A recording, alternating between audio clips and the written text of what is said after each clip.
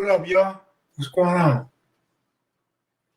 Oh man, nothing much, man. Hopefully y'all checked out the Nipsey Hustle Part 3. Probably be one more part 4. Trying to get that up for you soon.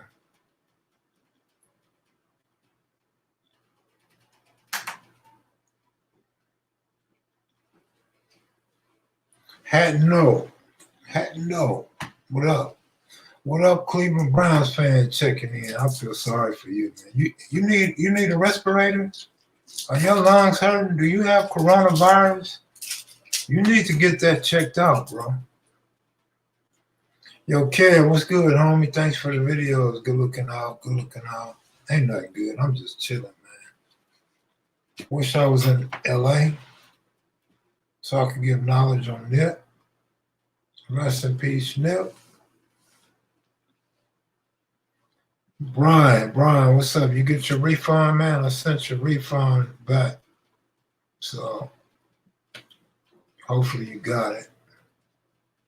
Next time, order the right size because these shirts don't really run small. They run normal.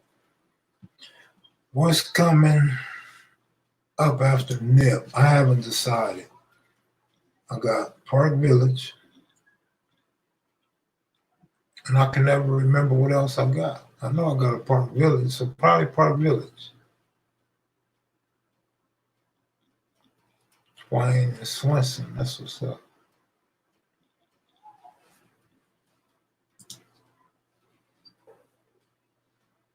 Yeah, I feel you. Dog pound in the house. You don't know nothing about Ozzie Newsome, though, do you? Desmond, how you doing, man? I'm all right. I don't know, man. The stomach's kind of big right here. Like I need a blanket or something right here.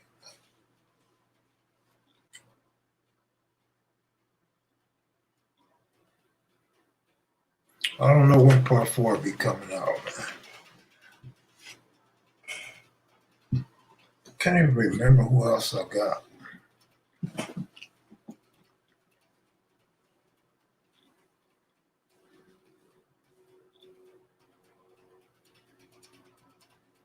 Which one? The one about Trump or the one about switching clothes at the light switch?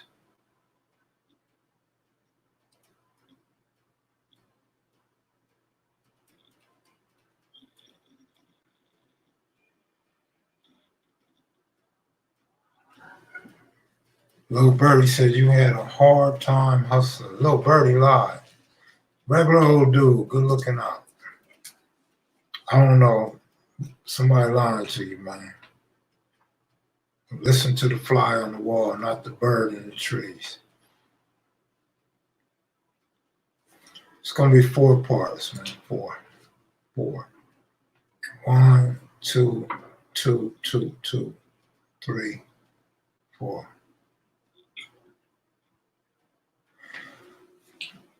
Good looking out, Animal.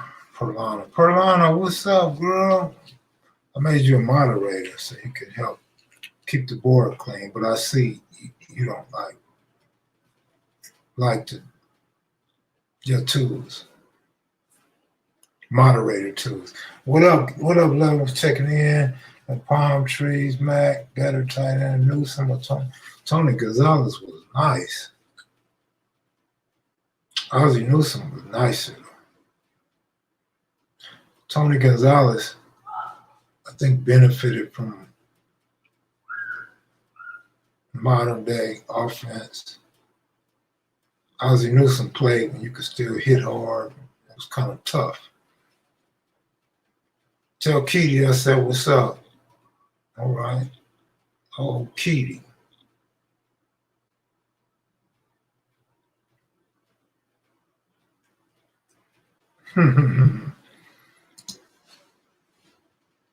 I mean, I'm pretty cool, I guess. I mean, you see, they didn't do no complaining.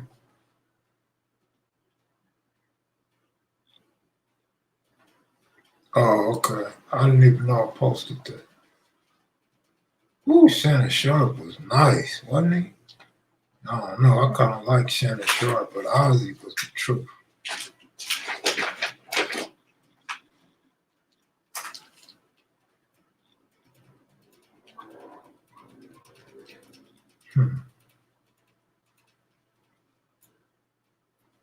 This must be Baby Crazel's twin right here.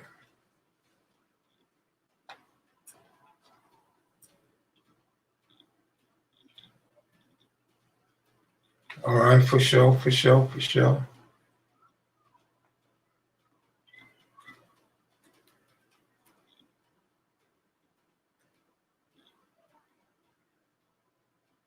What was Shannon Sharp's brother name? Kellen Winslow was nice too, dog. Checking them red eyes again. Look at them red eyes. Yeah, Nate's my nephew. You went to school with Nate? Sterling Sharp was nice. Sterling Sharp was the shit. Mm-hmm.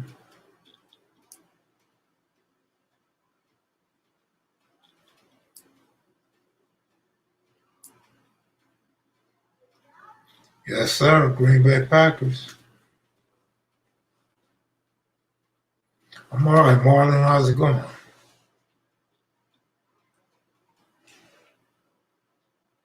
Man. What about Billy Joe Dupree? He wasn't good enough for you guys? Antonio Gates was real good. Gates was nice.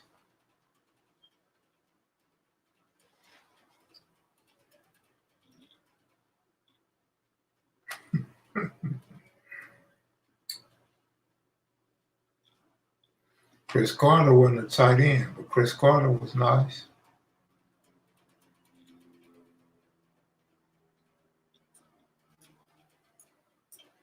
Baby S, what up? Tony Z was great. He's up there for sure. Yeah, Antonio Gates was a beast. How we get on tight ends in football anyway? Like we not finna watch no football no time soon. Billy White Shoes Johnson.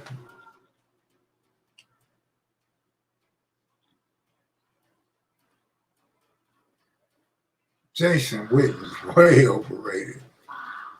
What?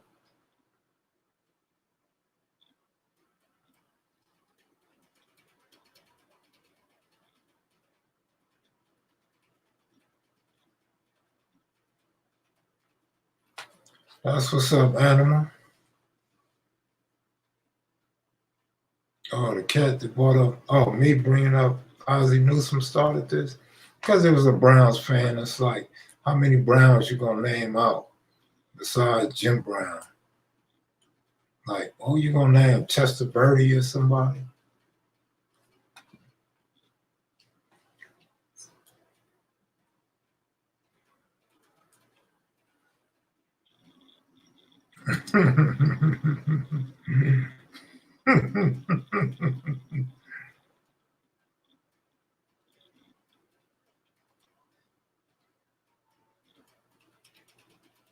Bernie Kosar.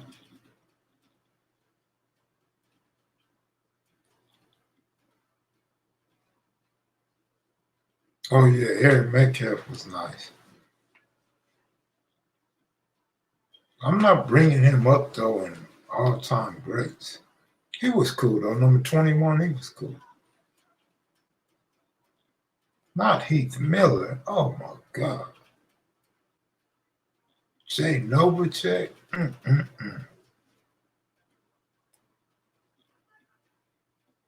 Who was the tight end on the Pittsburgh Steelers when they had Lance Swan and John Stallworth?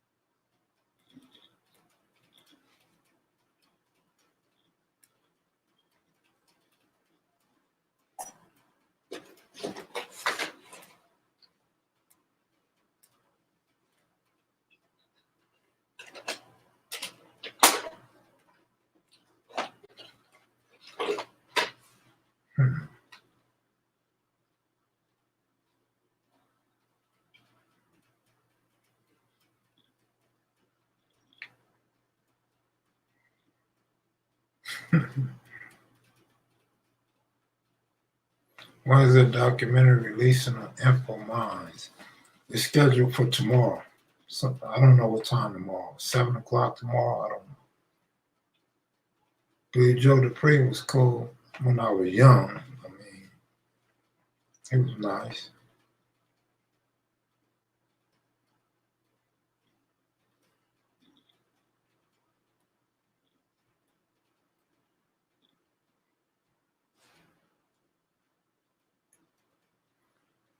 I was on Swallow and I was big, so they started calling me Big Miz. Big Miz in the house. Oh, I got a 9-0. I got a 9-0. I got a 9-0 interview, Park Village. I think I got one more. Maybe not. I got two for sure.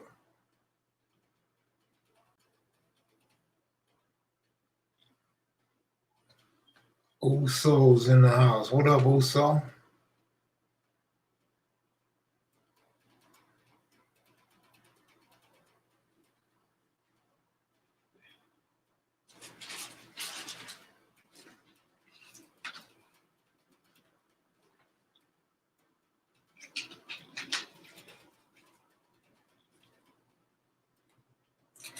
I don't know what happened to Jamel. Somebody sent me a video of him in church in Texas. Other than that, I don't know what happened to him. I don't know where Roddy Ricch is from.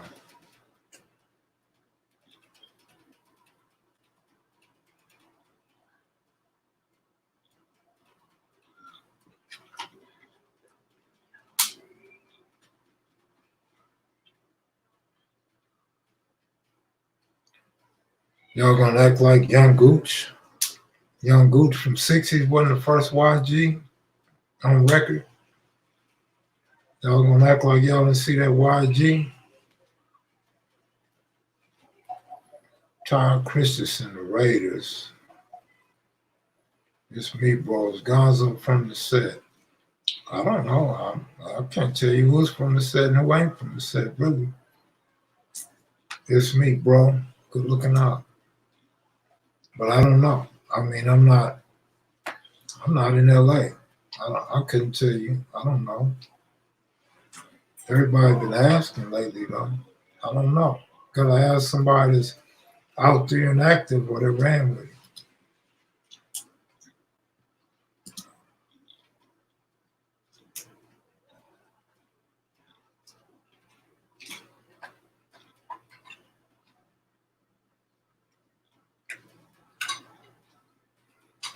Flint, Michigan.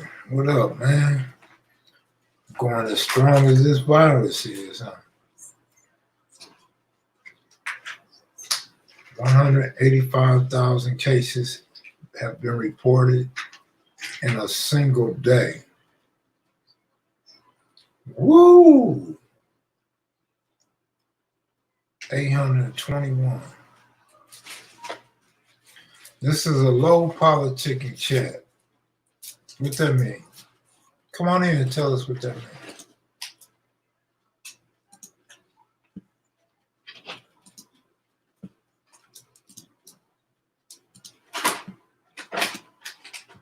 Kev, did you go to the freshman? Yeah, I did. Jason Williams, KMV for the win. TMC, LLNH, knowledge and content is king. That many people didn't die from the flu last year, though, bro.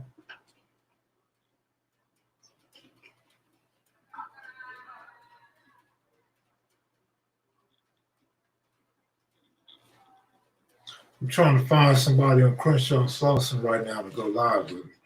Y'all know somebody out there? If so, text them and tell them to go live with me. Send them this link.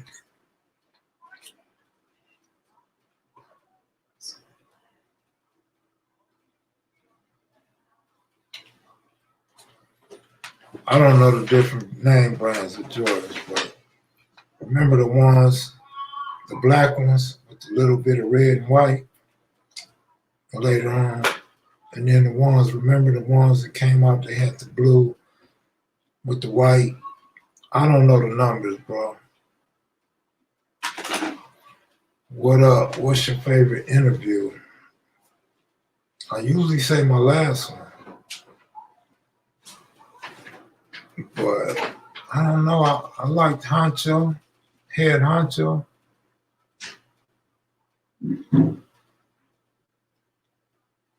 I don't know who Cali Muscle is, bro. So I can't consider interviewing somebody I don't know who they are. I hit KB up. KB is not responding.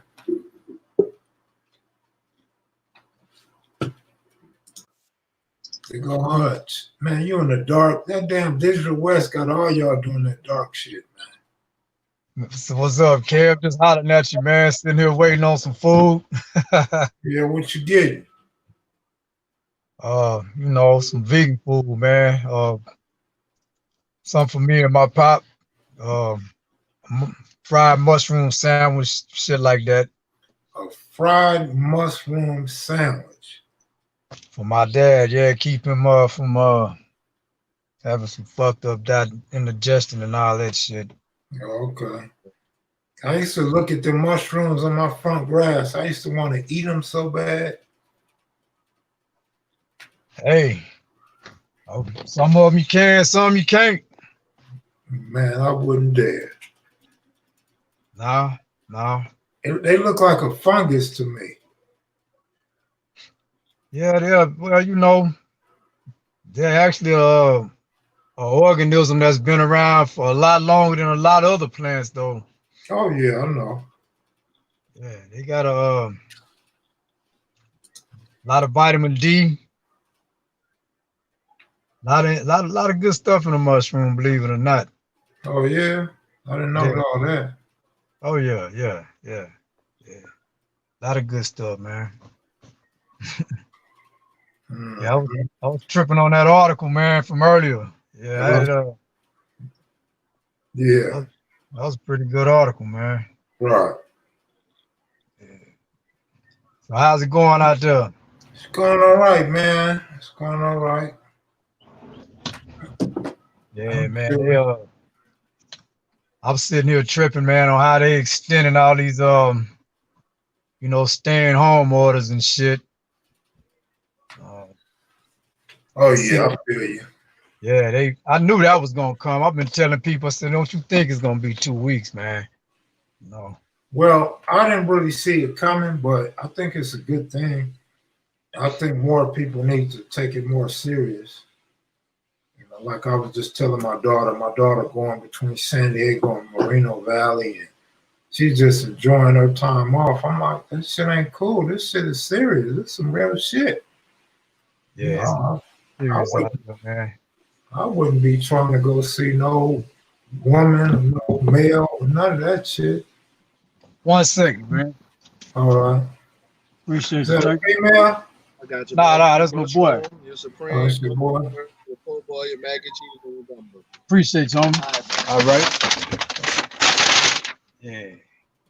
Did They you didn't tip got, him much? I already did all that inside, man. Okay. All right. Well, this is a spot. No, this is All social. right. Free advertisement, huh? You ever hey, I'm not getting nothing out of this. I just like this spot. Yeah, I feel you. Yeah, I just like this spot, man. It's a good spot if y'all ever in H-Town. You know? Yeah. But yeah, man, they letting dudes out of the county jail here, man. They looked up in Houston, looked at Chicago. You know, that crazy ass sheriff in Chicago's like, fuck that. I ain't letting these dudes out. Man, Houston looked up and seen that and seen all the cases that went from like one or two dudes and just bam, exploded to like a 100 plus. So H-Town, man, here in Harris County, it was like, man, we finna let these dudes out, man. What shocked me, you know, that was the last thing I really expected, man. I didn't think Houston would ever let anybody out of jail, man. You know, Mm-hmm. that's mostly low level offenders, you know, cats that would people who they say would normally make bond if they had the money, you know. And it's probably like some bullshit ass type cases, man, you know. Right. Baby mama drama and all that kind of shit. You know, Scarface got the virus, huh? Yeah, that's what I heard. That's what I heard him say. But like I told you before, man, like I sent that piece before, a lot of these tests that say these people have it, man, they're not necessarily having that. I mean, they got an 80% false positive. So what is it they actually have? I don't know, but motherfuckers are dying, so there ain't no denying it. You can kill a motherfucker with a lot of shit and say anything. Yeah, no doubt about that. But the fact is, we are dying, though. Oh, there's no questions that some people are dying, you know. Some people are dying. I still look at that link I sent you, corona.help. Uh-huh. That the statistics are every day. You know, they update those statistics every day, man. It's interesting, you know, to see you know, where the deaths are taking place. Because everybody that's on that list is reporting. And it's not a lot of deaths taking place in the other parts of the world like they are happening, you know, in some of these industrialized nations. You know what I'm saying? So it's like, you know, why? You know, let's look at why. Why is that? I don't know, man. I know America and our allies are suffering more than our enemies are. You know, this at the same time, I feel like it's some nefarious shit and then it's spiritual warfare all at the same time. It's like a lot of shit at play, man. So, you know. They let 3,500 prisoners out in California. Really? That's No a shit. people. That's a whole lot of people, man. Yeah, I wonder what TDC gonna do, man. I ain't really heard too much on like what prison system in Texas is gonna do. I haven't really looked into that one yet. Mm-hmm. I just figured that they're gonna probably do. I know some shit, man. When I was in the joint, man, some shit that was going on with people, man. Like I'd be really surprised, man, because a lot of experimentation going on in cats in prison, man. Of course. A lot, you know. I remember one time, man, just on a personal note, man, like I had I remember I was getting a lot of headaches in there, like in one little while, man, and you know, they was just giving out ibuprofen. They just give you like pain meds, like for your headache, man, just high doses of milligrams, and man, I ended up going to the, you know, to the sick call, man. Dude gave me some shit that took away my headache so quick, man. I was scared. I was like, man, I ain't taking this shit no more, man. I had like 8 of them pills, man. I'll never forget that shit, man. I was like, this shit ain't natural. I mean, I wanted my headache to be gone, man, but this was like damn near instantaneous, man. I'm laughing at JK number 5, man. That's some funny shit. Good looking out, Antonio Smith. Long live Nipsey. Love from Oxnard, California. Hey, man, I like the piece you putting up on Nips, man. You know, I had told you a while back, man, that you know, I didn't really know Nip, but his mom's is somehow related to our family. Mm-hmm. So when I was in Los Angeles at my family reunion, man, they were telling me that, I don't know, because there was a lot of people there, man, you know, that she might have been there or she was there at the time. This was like 2015, I think. So whenever he passed away, I seen a lot of my relatives in Los Angeles throwing up that, you know, oh man, this is our people, and I never knew it, you know. Mm-hmm. So I kind of got to know of the brother, man, you know what I'm saying, after he passed, you know, like his music and just his walk in life. it's really a damn shame, man. You know, that's how you get to really know somebody after the fact, man. And I really like that brother, man. A lot of things he was doing, man. I liked how he spoke. You know what I'm saying? He had his thoughts organized. He had his focus and his vision, and he brought that to life. You know? Mhm. Uh, Yeah, he definitely made his vision come to reality, that's for sure. But you know what I think a lot of people missing in this? Like, for one, a lot of people trying to be like him, and you can't be like him. He got where ah, he was being himself. You know what yeah, I mean? He didn't get there being somebody he wasn't. And then I think the fact that he worked hard and worked constantly, people not paying attention to that. yeah, yeah, He deserved his success and where he was going because he worked hard. He put a lot of work into it. And like he yeah, said, you know, he was looking at Dexter and some of Dexter's partners in the industry. They woke up early every morning and they got to work. You know, we yeah. can't. I mean, that's what it takes. You got to work hard if you want something in life, you know? Yeah, but we're not gonna get nowhere if you think you're getting up early to go exercise, then smoke a joint, and go visit your ex, and go visit your next, and then go hang Yeah, out with the homies, shoot some basketball, then go to the studio at 10, 11 at night. You know what I'm yeah, saying? You gotta work. You really gotta work. You gotta promote yourself. You gotta get your name out there, your face out there. Just like yep, some of the guys I tell that's writing books or claim they want a movie about their life, you gotta be interviewed. Nobody know who you are but your family and your friends. You gotta really get out there, get on these platforms, get interviewed. You know what I yep, mean? You yep. go to some seminars and speak and do something, but it's not Yeah, just gonna come to you. you gotta put in the work, man. You definitely gotta put the work in, man. Hey, Kev, I'm gonna click back in when I get off this road, man. I see too many one times rolling through this motherfucker right now. It's a bunch of shit happening in front of me. All right, just show your badge, bro. What badge? My former penitentiary card. There you go. There you go. All right, bro. All right. All right, later. Somebody come on with your bro. Come on, man. How y'all a mackhead or a maniac and you don't want to show up?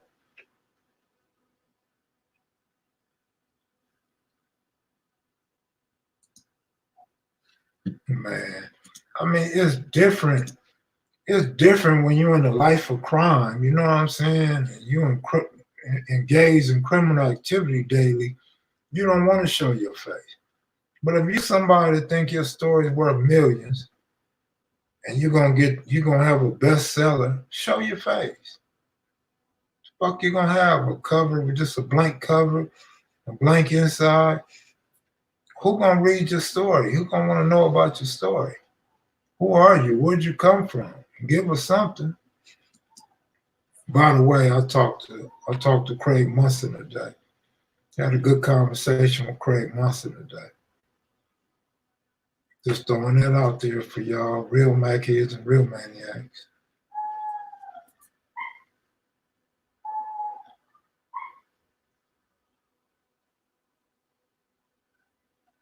And she said, "You hear my lady snoring." I heard that.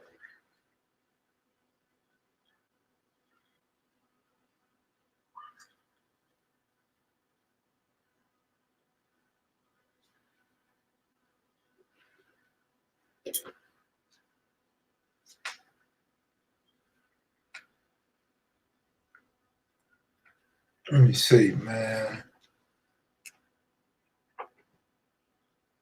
Oh, he watches faithfully. He's been watching KMV. He watches all of KMV.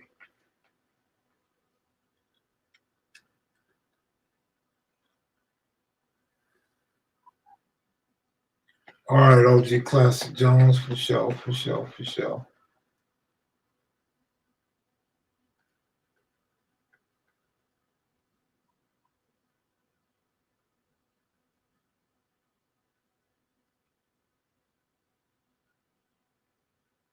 Yeah. And which one? The Burgundy was Roscoe, my road dog.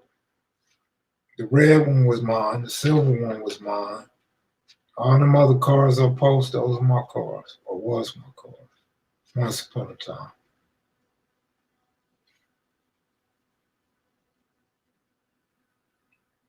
Info Mines is dropping tomorrow, so I was told.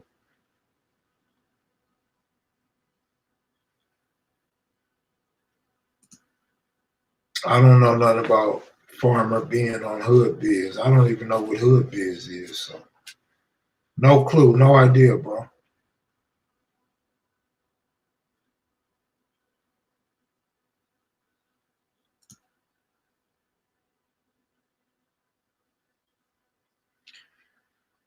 Man, but you see, you don't. I mean, I don't want to get into it, man. Everybody ain't fit for the camera, man.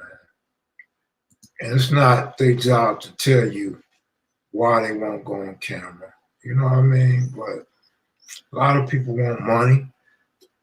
And a lot of people just they got dirty laundry. They got enemies. They got criminal activity in their life. It's just a lot of reasons why people won't come on. And I don't know. If you guys want people to come on anybody's platform, I think you should realize that before you start wondering. Because trust me, all the names I done heard of, I done either got at or know not to get at. You know what I mean? When you guys say interview this person, that person, this person, that person, it's not like you thinking like you came up with a bright idea or you came up with a big name that nobody thought of. I mean, come on, I'm not new to this. Like I said, the magazine dropped in 2005. So you at least know I got a 15-year track record. Just take that into account off the top. 15 years at least, at minimum. That I done already talked to these dudes or heard a lot about them or asked them already. You know what I mean? Then go further than that. Go to when I had the websites and was doing videos in the hood. So now we know we got at least 22 years of this shit. You know what I mean? So if you're just getting involved in this for the last 2 or 3 years or 4 or even 5 years, those names you spitting out, I've already considered or talked to the person or talked about the person, close friends and family already. Let Jay Lethal get on live. Jay Lethal can get on live. I mean, shit, I posted the link a couple of times. There go my partner, though. Everybody's favorite. What's up, OG Cutes? Oh man, everything you know is pretty cool, man. Can't hear you, man. Okay, let me cut my thing up. Can you hear me now?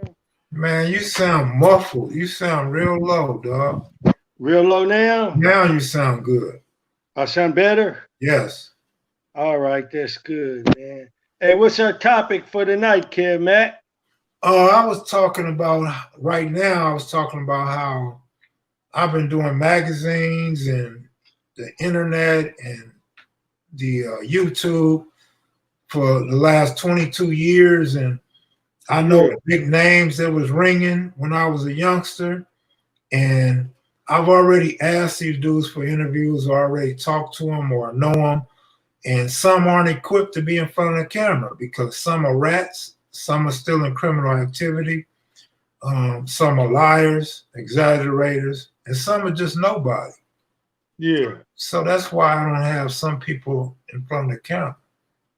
Well, discrimination is good sometimes, and discrimination, it has like a negative overtone to it. But I'm glad don't no rats come on here, because this is not the type of program for that.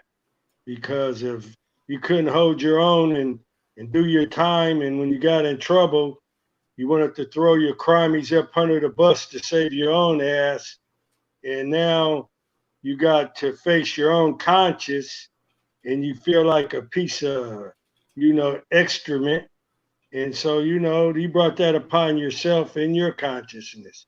It's for the people who, got crime partners on death row, serving many years inside of the institution.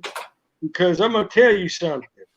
Once you work with the system and you start telling, the system doesn't care anything. Right, you know, like that unit about on the computer.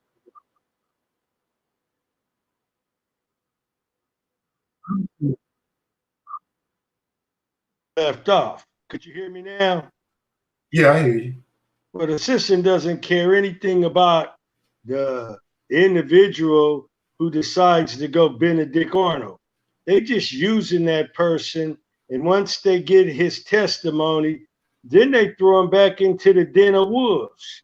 And what happens is that prison is a revolving door. Like they have a special needs yard, but back then they just had PC yards. So after the PC yard gets so full, they'll open up another institution. They'll send all of those guys who PC'd up 10 years ago, 20 years ago, and they'll think no one remembers it. And then they'll pile them all into another prison. And then one person will come on the yard that remembers history, and they exposes that person. Now that person's life is in danger. And so the revolving door is that, the guy gets a chance to either tell again or he gets assaulted. But he did all of that for what? He didn't get out of prison for his telling. He didn't get no time cut. He just told because he felt maybe that it was going to get him out of prison early or something. But it didn't. And now he's still in there. And now they just shuffling him around from institution to institution. And so I'm telling you, man, if you feel like you're gonna be telling on someone, then you shouldn't get in trouble, man. You should live a law-abiding life, not get in trouble, not have super optimism of a criminal, thinking that you're gonna get away, because you're not gonna get away. You're gonna get busted, and then when they start coming at you with all the years you're gonna get, if you don't have the mindset to take that time and you don't know how to play hardball inside a prison, and you got cut out for that, then you're going to go the other way, man. And it's not going to do anything but put you in prison. It's going to put you on the bottom tier. And I say the bottom tier because back in the old days, the bottom tier was PC and Old Folsom. Everybody that was down there on that bottom tier, they had miserable lives. Being incarcerated is a miserable place, but there's no miserable place in the belly of the beast than be down by the navel of the belly. And that's where the PCs were at. And we used to throw all kind of shit down on that first tier. Like I said, I set a few mattresses on fire in my day because I wasn't adjusting right. And who knows what it was from? Could it have been from some depression? Could it have been from some, some disrespect that I felt was going down? But all I knew I wanted to do was destroy that cell. And I just wanted to tear it down. And I said, what better way to start to tear this thing down is by burning it up. And so I burnt it up. I made the walls black. I burned my mattress. I burned all my mail. I burned everything in that motherfucker. And then I tried to flood it to put the fire out because the smoke was getting to me. So they finally sprayed the cell with all of that white shit. And they put the fire out and got me up out of there, gave me an extraction. But that wasn't the first time, I had an episode like that. But I'm saying that to say this. Anything we did bad in our cell, we threw it down on the first tier. Mm-hmm. And the first tier is where all the PCs were at. Let me ask you this. Yeah. Did you ever flood your toilet on purpose so the water would flow downstairs? Yeah, well, I used to motivate people to do stuff. So I told everybody on the fifth tier, I said, hey, man, after we eat, let's flood the tier. Everybody, I passed kites down. I had my line all the way stretched down from one end to the other. So I wrote a bunch of kites telling everybody, let's flood and collect all the water you could collect to drink, because they're going to come and cut the water off once they realize what's going down. And let's do it when they're ready to exchange shifts. That way we'll get a long run at it. And so we did it, and it looked like a waterfall. If you lived on the fourth tier and you were on the fifth tier, then you look out your bars, and it looked like a waterfall, like a cascade. So we would do that. And the reason that we would flood the tier was because that's the way we would do it. Okay. OG Classic Jones.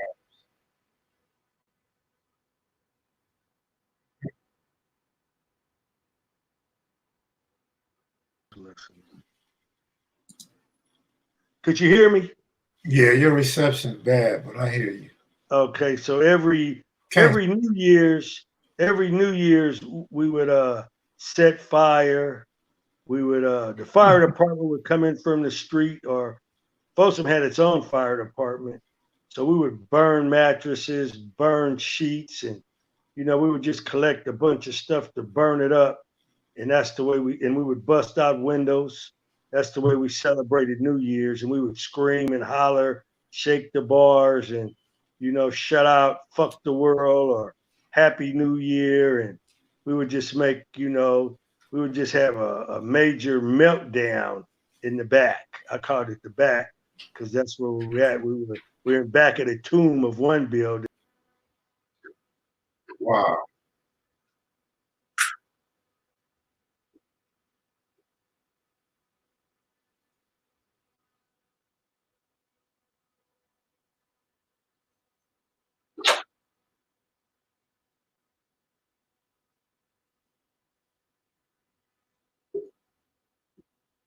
Program day. So some of the days we would let the time do us. Some of the days we would serve the time. Some of the days we would serve the time, and some of the days we would let the time do us. And when time's doing you, you're not really benefiting from the time. You just, digging a deeper hole for yourself. Because out of every episode, I got points added onto my classification score, which kept me in level 4 for over 13 years, kept me in the hole for over 8 years. Hey, so, Q's. yeah. Who have you ever seen peel out on Tookie? Oh, everybody would try to peel out. We would be up at Sidnella Park, and Munson peeled out on Tookie.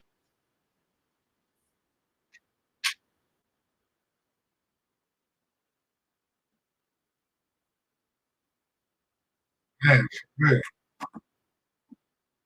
Rick Munson, he peeled out on. He called Took out. He called Took out at Babe's gym. It was like at 10 o'clock at night. Me and Munson, we had the keys to the gym. Babe was a white man, and he grew up around black people. His first gym was on Broadway. Not on Broadway, on Vermont. So he moved from Vermont. He rented out the space where this guy Bill Pearl, famous bodybuilder, lived and had a gym. So that was our gym, and so that was Munson's gym too. And everybody who would get out the joint went to that gym. Big Mouse went to that gym. Big Bunchy, Pookie, all the G's would work out at that gym. So Munson Took out, and I told Took, I said you go peel on him, Took. And Took looked at Munson, and he walked over in the back, and Donald Archie and him was in the other room over there.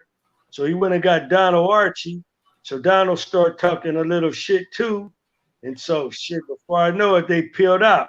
So the first pose they did was most muscular. Took's best pose was massive back flex. So Took hit the massive back. Munson wanted to do the forearm pose. So Munson calls out all the different poses, and Took would call out a pose, and then I was the judge. So they get mad at me because I'm actually being objective. I'm not going to be subjective because they're both my friends, but yet I'm a Crip. So Mouse got a little upset at me, and Took got upset at me because I was telling the truth about certain poses, who was winning, who was losing, and like that. It was like a great night, but it was a mean night, and so it just went down hard, man. Inside of the gym right there. And I almost fucked this one dude up that Took had brought up there that I didn't know. And he was getting kind of boisterous and shit when I'm being the judge. And I said, hey, motherfucker, you ain't the fucking judge, motherfucker. I'm the goddamn judge. They told me they wanted me to judge, and all you other motherfuckers is just in the audience. So Mouse said to me, he said, who the fuck do you think you talking to, Q? And I said, hey, man, you my big brother, man, but I'm talking to all you motherfuckers. I'm the judge, so whatever I say is go. So we're going to have all the different pose downs, and I'm gonna say right on the spot who won that pose down. And so that's how it was going, man. But that's about the only dude I seen try to pill on Took. Jamel, eventually he tried to pill on Took, but he couldn't pill on Took. Took had more cut. And but that's what we used to do. We would go to the dances, we would go to different places, and we would always peel out, All How the many, little cats that got out of camp, that's what they would do too, man. how many of them big old Crips was on steroids? Not a one. They didn't have steroids in our community back then. All that steroid shit was in Arnold and them buffing club. Joe Weider babies, they were the ones that took steroids. All the brothers, they just had proper genetics from eating good food, man. They came up eating ham hocks, collard greens, motherfucking sweet potatoes, candy yams. See, that's how our mamas cooked from that South. Our daddies brought that food and that tradition to that West Side and the East Side. So all the guys over there, they were eating good. And you got to look at prison too. Back then, prison was feeding real good food back then. They wasn't feeding all this fucking soybean bullshit. They were giving a man a steak with a bone in it. They were giving you pork chops. They were giving you chili beans, black-eyed peas, fish with a bone in it. They was giving you real peanut butter, oatmeal. You're getting real dairy milk, not that cut shit. The milk had plenty of fat in it. They were giving you corn. So if a man did go do some time, he came out of there weighing 30, 40 pounds more than he did when he went in there. Took's thing was he used to always sit and tell me in the living room, he said, Q, I don't need to go to the joint to be the biggest motherfucker out here because I know how to eat. And he called it feed. He said, I know how to feed out here on the street. He said, so when them dudes get out of jail, I'll be ready to pill on them. I said, so you think he ready to pill on Verta Swan? He just got out. And he said, how big is he, Cutes? I said, he's pretty swole, man. I went over there, me and Beeman from the east side, and Vert peeled out on me and shit, and he peeled out on Alden, and he wanted to peel out on Raymond, but Raymond was still locked up. So I said, yeah, Vert, you got to watch out for Vert, Took. You better start buffing hard, because Vert's going to try to peel on your ass, man. He's going to try to catch you at the farm. He's going to try to catch you up at the park. But he's looking forward to peeling out on you. But and then Took said, he said, do you think I got him? I said, yeah, you got him. I said, I think you got him. He said, what's his strong point? I said, his chest. I said, that motherfucker got a fucking burrow cannonball chest like that motherfucking wrestler that came out of the islands over there, Superfly Snooker. I said, this motherfucker is buff like Superfly Snooker, cuz. And he said, motherfucker. And I said, yeah, but I said, guess what, Took?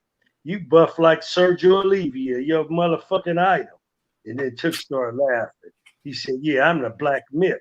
And I said, yeah, you ain't no myth, though. You the real deal. It ain't nothing myth this about you, dog. So you got to peel on him. I got a question for you, but first I want to say your partner, Craig Munson, called me today.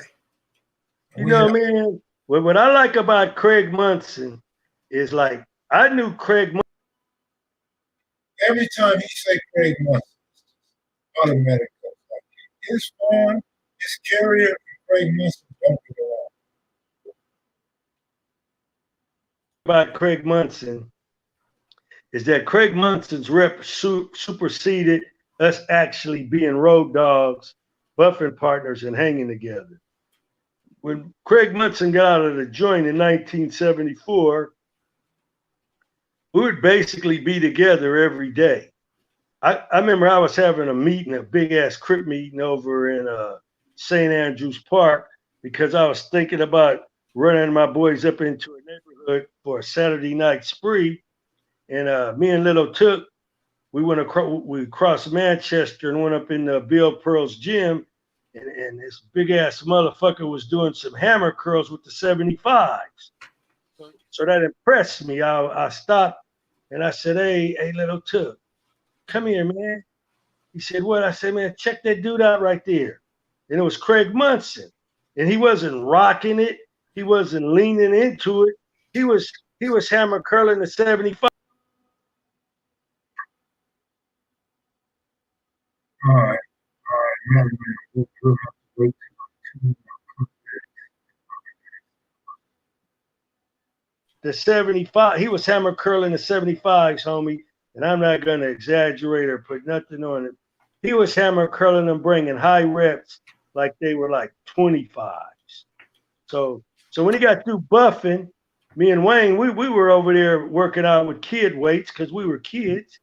So we ain't getting in the way of these hogs and shit. So when Munson got through buffing, he came over by where I was standing at. And I said, hey, man, are you Craig Munson?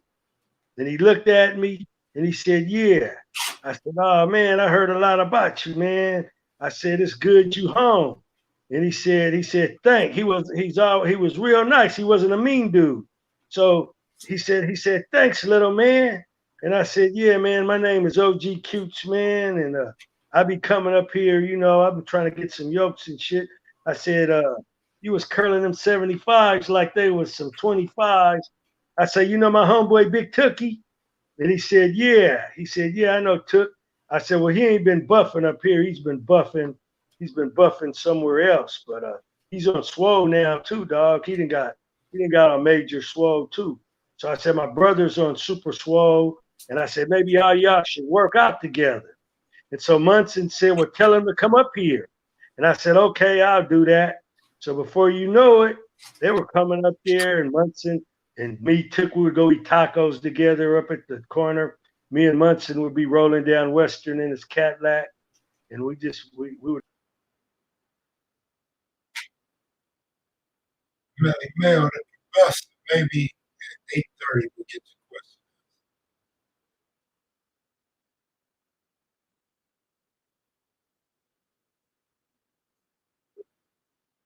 We would go up to Centinela Park. So Munson had a brother named Teddy. So Teddy's buff like Munson, but he ain't as big as Munson. But Teddy and Mouse, they became real close. That was that picture I sent you of Teddy and Mouse buffing in Venice Beach inside of the pit, back arm in the 215 standing up without rocking. Remember that picture I sent you? Mm-hmm. With the wagon wheels? Yeah. Well, Munson, he would back arm 4 wagon wheels on each side laying down. And he would pull it from the ground. Munson liked to stretch out and pull his weight from the ground. So Munson said, look, you're going to start working out with me. Put your bench over here next to mine. You're not going to use the same kind of weight that I'm using, but you're going to be straining like a motherfucker. So you're going to have your weights, I'm going to have mine, and I'm going to go, you're going to go. So Munson didn't like to work out with a lot of people, but I was his buffering partner. And then sometimes he would bring Avenues in there. John Seals would work out with us. Sometimes John Seals from the Walnut, he would come up there and work out with us. He was a cool brother. He used to ride his 10-speed. He told me that he really didn't get along with the brothers over there back in the day. I told him, well, everything is cool now. If you want to come over here and buff and hang out with us, it's going to be okay, Seal. And he said, all right, cute, man, that's cool, man. I said, because Munson, you know, we all respect Munson, and you Munson's friend, and you're our friend too, you know, like that. What did Munson say today? I can't say it over the air, but okay. It was a good conversation. Second thing, Last time I talked to you, Ice-T, he said he'll talk to you after the virus shit is over with. Ice-T Well, hit me back. well, He you know, said, Ice T, you know, people need to know who the real, you know, gangster rappers, you know, really were. Like Nipsey, Ice T, he was a real, you know, he was a hustler, but he grew up around the real gangsters. I would be on the bus, you know, the Crenshaw bus, and back then Ice T had a long ass perm that went down the center of his back. It wasn't no extension. It wasn't none of that shit, and he would have like a cool ass hat on, like a Borsalino. And I always got Ice T mixed up with Red, Superfly. OG Red, that's doing life. You know, my good friend from the Inglewood family. You know, I always got him mixed up sometime with him. But then I would say, man, is that Inglewood family Red on the bus? Like that. And I would go over there, kind of say something to Ice T, but not provoke him.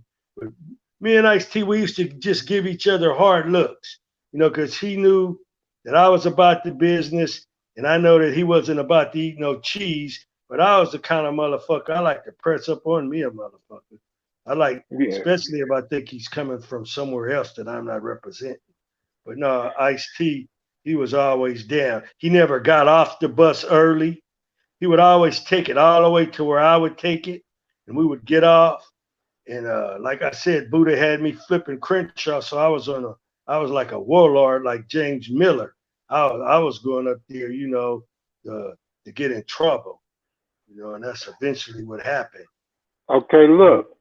Yeah. So Ice-T called, hit me back again, and he said, without question, you was the OG of all OGs, the real deal. So that come from Ice-T today. Now the question from Professor Melly Mel, next level, Mac videos. He said when you first went to prison, you was a Magnificent Seven Crip, but at what point did your disposition on cripping change? Oh man. Well, what changed my disposition on cripping is when we start fighting each other, and then we start stabbing each other, and we really wasn't doing our time good. We was letting the time get to us, in the manipulation of the system. You know, people getting in our soup, you know, adding their little 2 cents, and people just start growing older. You know, I guess we like loved each other when we were children. You know, pre-adult. You know, teenagers and shit. We had more of a friendly bond with each other, babe. We would literally be, you know, and full of joy and enthusiasm when we would go to another neighborhood. Because when you would walk into another, man, when I would go down into the Harlem Godfather neighborhood, or I'd go down on Second Avenue and be inside Adita Devil's house, or I would go visit Perry Manuel over there, man. These dudes welcomed me, man, into their home, man, where their mothers were and their brothers were. James Miller would let me come into the house, and me, him, and Michael Christian and Pookie. We would all be in the room, and Big Mouse and Dennis's brother Michael. We would all be in there like brothers, man, and we could just see artillery, you know, just sitting around, you know, with bullets and shit. And we didn't have no second thoughts that we were in, you know, a community of loyalty, a community of just straight Krypton, man. And you know, that's the way how things was. But when we got to prison, the same people that you once, you know, felt that closeness to, you started becoming leery of them, and they started becoming leery of you, you know. And I guess when people turn into adults, their thinking, you know, start changing, the way they behave start changing. You know, time affects men in different ways. You know, So does age. I tried to the best of my ability not to let the time fuck me up, man. But I gotta say, I walked away with some scars too, you know. But for the most part, I didn't let it steal my joy, man. You know, I mean, there were times when I didn't feel any joy, but I didn't let it completely, you know, rob me and abandoned me of my joy, man. Hey, Cute, Fitzgerald wants to know who was Craig Munster's rival. His rival. Hmm. Well, the Avenue. Well, this is how the gangs were back when Craig and them were gang banging. The gangs were the Slossons, the Biz. Craig gave me a rundown of stuff too, because I thought Craig and them would fight the East Side Outlaws, but Craig said no, Cutes. That gang was older than my gang, and he said the Slossons was older than his gang too. So Yeah, of course. so the Avenues gang, it was just a little before the Brims, believe it or not, in the Van Ness boys, because those are old gangs too, in our community. So Munson and them's rival was probably the Gladiators, or the Gladiators had a cool ass name, and they also had a cool ass gang, because me and Deadeye fought some Gladiators. Me and Deadeye's big brother Herc, we got lit up by some Gladiators, and I don't know, he got shot twice that day, and I grabbed him and pulled him in and called the ambulance for him, and he was talking shit all while I was holding him. And I said, you know what was the buster shit about all of this shit? The motherfuckers call us outside to fight. As soon as we go outside to fight them, they had us outnumbered 6-2. We go outside to fight these motherfuckers. As soon as I walk up on this other buster, the other dude pulls the gun out and gets to shooting at us. So if a motherfucker's shooting at you, we turn to run back into the, it was either the unemployment office or the DMV right there in 46 in Broadway. The ironic thing, right across the street turned out to be the Long Table years later. Anyway, the motherfucker's shooting at us at point blank range. And so we go back inside of the place. When we get in there, Mouse is in there. We got all of our shit in the car. And we got the car parked on the street where these motherfuckers ran down. So we can't just jet back to the car and get our shit. So we go inside of the place. The Gladiators had shot us all up. And then Herc said, Cutes. I said, what, Herc? He said, I'm burning up. I said, what do you mean you burning up, dog? He said, I'm burning up. I said, I'm burning up too. We're going to go fuck their asses up. We're going to go back to the car over there and get our shit, and we're going to go fuck these busters up. And then Herc says, nah, man, you don't understand, Cutes. I'm burning up. And I said, Herc, you burning up. So Mouse is mad as a motherfucker. Mouse just ran to the car and got the shit. Now he done already came back into place with the shit. So now we got our shit. So I said, come on, man, we're going to get him. Let's go. And Herc said, I can't move. I said, what do you mean you can't move? He said, Cutes, I can't move. And so I'm checking his body, man. Herc was swole. So I'm checking Herc all over. I'm checking his chest. I don't see no blood coming out of his shirt. I look down at his legs. I don't see no blood. I said, Herc, is you tripping or what, man? Come on, man. These motherfuckers is going to get away. I said, come on, let's get them. And then Herc said, Cutes, I can't move. I'm burning up. And then Mouse said, oh, man, Herc is bleeding from his feet, Cutes. And I looked, and all the blood, it was coming down between his legs, down on the floor and shit. His shoes off. Motherfucker shot Herc in the bottom of both of his. That's really what it is. Your sound messed up. Yeah, the ambulance came and took Herc away. But I didn't see Herc. I ran into Deadeye before I ran into Herc. But when I ran into Herc, he was a preacher. And he was walking down Western. And the Magnificent Sevens had a pool hall called Steps Pool Hall on 69th and Western, across the street from Mr. Spirit's liquor store. That was our spot. That's where we kept our artillery. That was our stronghold. That's where all the Crips would come, when they had a beef. They would come there to borrow shit from us or bring shit to try to sell it to us. But the bottom line is, Herc was strolling down Western, and he had a different kind of stroll than he used to have. So I seen this big old yellow motherfucker coming down Western, and he was like leaning from one side to the other, and he had a cool stroll. So I'm like, oh, fuck, who's this motherfucker coming down here? So I go and get my shit, and then he gets right up on me, and he says, yeah, what's up, man? I said, "Oh, Herc, what's up, man? You just getting out the joint?" He says, "Man, what's up, cutes, man?" He said, "Man, it's all about the Lord, man." I said, "Oh, yeah?" He said, "Yeah, man, I'm a preacher now, cutes." I said, "Oh, that's cool, Herc." He said, "Yeah, man, you need to turn your life over and change your life, cutes, man. I came all the way down here because I know this is where you be hanging out. And I'm just coming down here to tell you, cutes, you're welcome to come into my church." And I said, "Well, Herc, man, you know, if I ever set foot in a church, it's going to be your church, man, like that." And he says, "All right, cutes." I said, "Hey, man, you want me to give you a ride to wherever you going?" He said, "Nah, cutes. I'm walking through the hoods and I'm spreading the good news. I'm spreading the gospel of Luke." And I said, "Well, hey, Herc, you know what? God got a good ass soldier because you can walk through any motherfucking hood." I said, "Herc, do you want a Roscoe? Do you want to carry a Roscoe to any of these hoods? Because now you headed down into another hood and it might be not as friendly as this hood." Herc said, "You know what, cutes, I don't need no Roscoe. I'm armed with the spirit, and it's gonna protect me wherever I go." And I said, "All right." Spirit didn't protect you from losing your signal, bro. The light bright legend of the Magnificent Seven. Cutes B. I said, "All right, Herc." I feel you.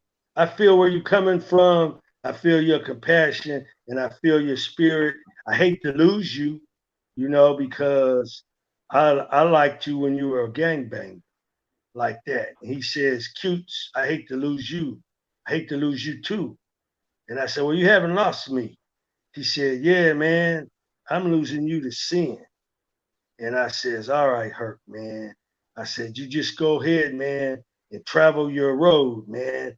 And hopefully I'll see you again." I said, "Are your brother dead? I got out the joint yet?" He says, "No, nah, man, but he should be getting out pretty soon." So yeah, that's the episode, you know, I had over there with them brothers and you know, Munson and them's rival. Munson probably had a lot of rivals, you know, but whoever it was, he stood up to him. And like Munson and them, they wasn't busting no caps. So they were back in the day of gang banging where you use a crowbar and you use a chain, or you just get down in the middle of the street with your fist. That's what I used to witness as a kid. I witnessed, you know, gangs fighting, you know, like that. Hey, Cutes. Yeah. You, uh, so you know, some of the homies on the West Side looked up to you, you know, for your dress style and how to crip because they were younger than you, and you know, you guys was already gangbanging. So I got a question. Yeah. Did you wear baseball hats, or you guys wear baseball hat caps back then? No, but what had happened, man, is Iceberg Slim got in Mouse's ear. So Mouse, me, Chucky Madison, my OG cousin, rest in peace, Big Blues brother, him, Ricky Henderson, uh, Ricky's little brother Keith, who could just slang them guns, man.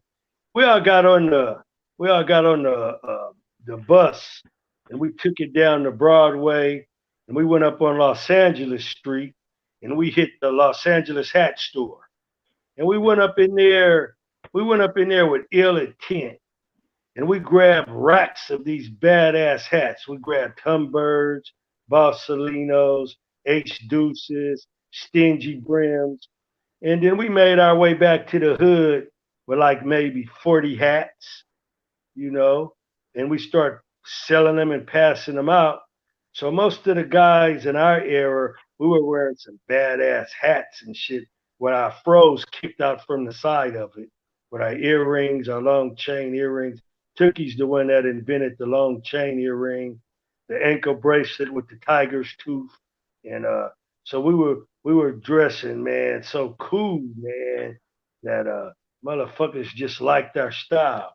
Someone said that we got our style from Cooley High. The homie from Raymond was saying that. And he says, "Yeah, man, you know, Hollywood influenced our dress style." So I'm going to have to compliment that brother on that assessment Yeah, because, Nugget know his shit. Nugget yeah, well Nugget knows young. shit. And I got nothing but respect for the Raymonds. because but me let and me, but Sparks, but but this Liddell, we was all best friends. right. But this was my question, Q. When did the hats? Remember the hats flipped up like this, and you put your hood right here. When did that Yeah, come yeah. into play, man? Well, it Hats. was it was always in there at the same time that those felt hats were in. So you just Okay. had some brothers that liked to wear those hats, and those hats came in the '60s. See Oh, okay.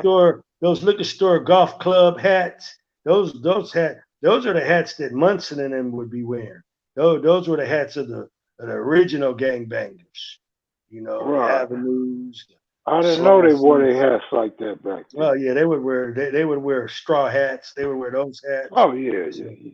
so they would wear do rags. They would get shit laid and fried and dyed and twirled up to the side. Those dudes looked at like Max back in the day. So, Q, did you ever have a golf hat?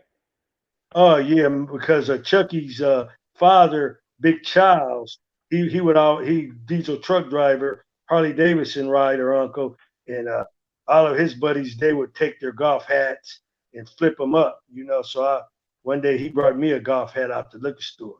He said, hey little man, I got you something, and then he took it out of the bag and gave it to me. It was blue, had the golf clubs on it. That was a happy day when he handed me that hat. I was like, hey, thanks, Uncle Charles, man. This is a cool ass lid you just gave me. So Hmm.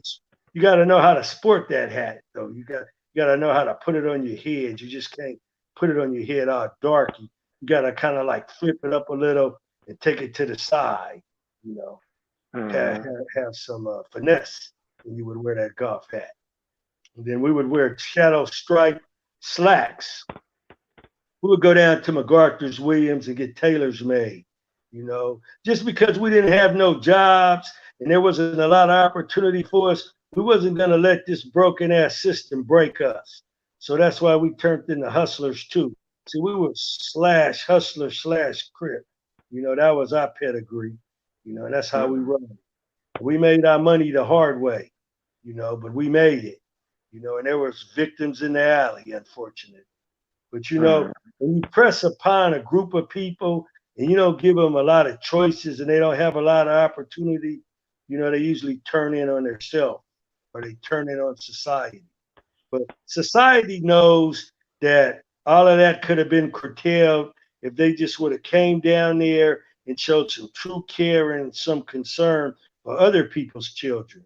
You know, because after all, they took all of the role models out of our neighborhood and sent them to Vietnam. You know, they got drafted, Hmm. they got killed, they lost their mind in the jungle. And when they came back, they didn't have no joy, man. I guess after you see a war like the one in Vietnam and you see your friends get blew to pieces and you see all that carnage of death and war, it does something to your brain. They want to label it post traumatic stress syndrome. They want to give it a name years later. So that's what those brothers were going through. You know, back Hmm. then, nobody had a label for it. They just say these motherfuckers is crazy. Stay Hmm. away from them. I couldn't even ask my uncle what he did in World War II because he would have nightmares, and I would go over to his room and I seen all of his guns because back then you could bring home all your shit. All you gotta do is pack it in your bag. So he had his M1 carbines and fucking heavy artillery bayonets and metal army helmet, hat with the bayonet on it. And I would be like, what the fuck? I'd be in there playing with his shit when he would be, you know, wherever he would go and disappear for 3 or 4 days. I'd be in there prowling. I was a little kid when I would be over at my uncle and them's house. They had a basement. I would go there when I lived on 18th Street. We had a basement. I would go down in that basement, man, and I would find all kind of shit that my uncles brought home from World War II.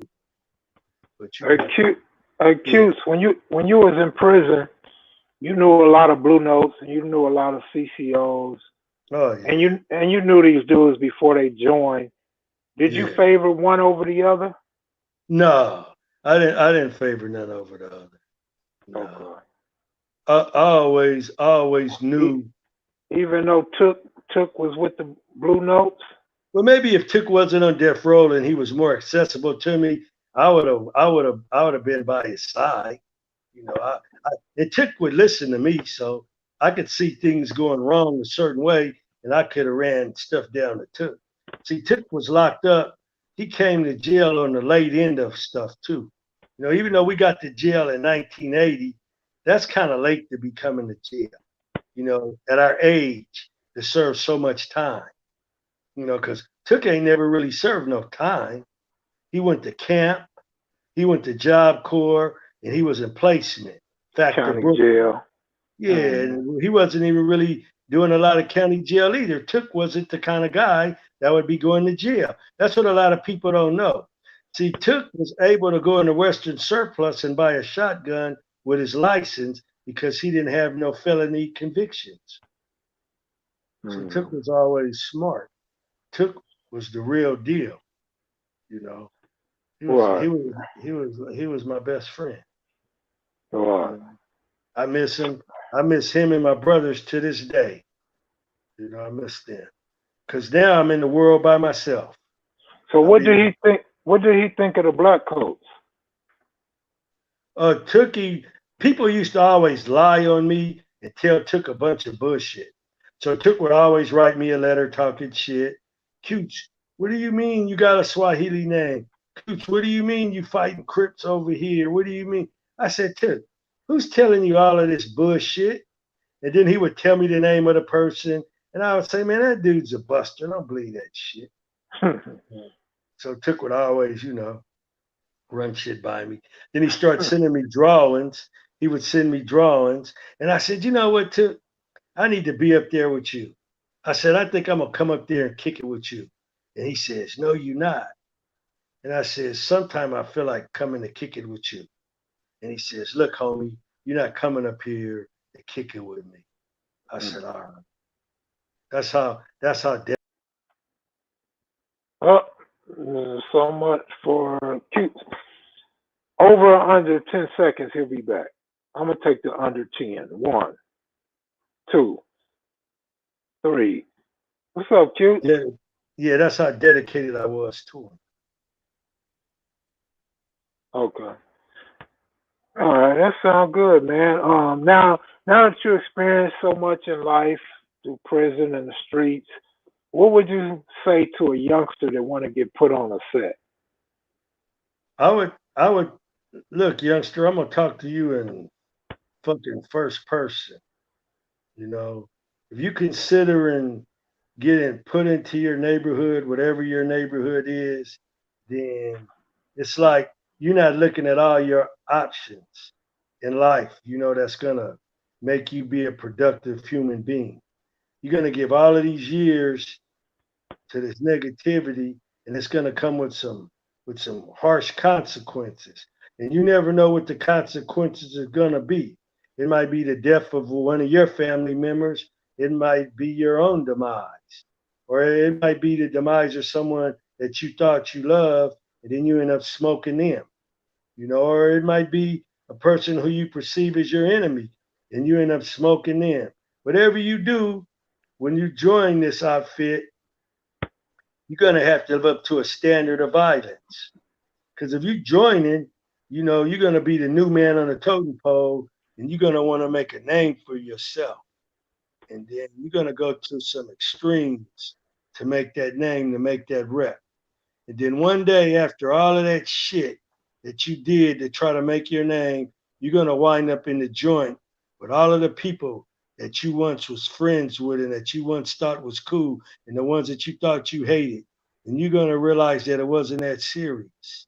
You're gonna realize that the brother or the sister or whoever it is that you really hated so much, you're gonna realize that they wasn't that bad and that you were just tripping and that your drugs and your attitude, your rebelliousness, and the conditions of your neighborhood all drove you to a negative decision. And at the end of the day, you're going to want to lay blame on certain things. And even though some of the things you might lay blame on may be true, but the bottom line is that that blame that you're laying out there is not going to change the reality of your situation. Because once you get caught up in the penal system, and them white boys come down from Beverly Hills, Baldwin Hills, you know, where all the rich people live in Los Angeles, to go to work, and their job is to make sure they hard on crime and they hard on young blacks.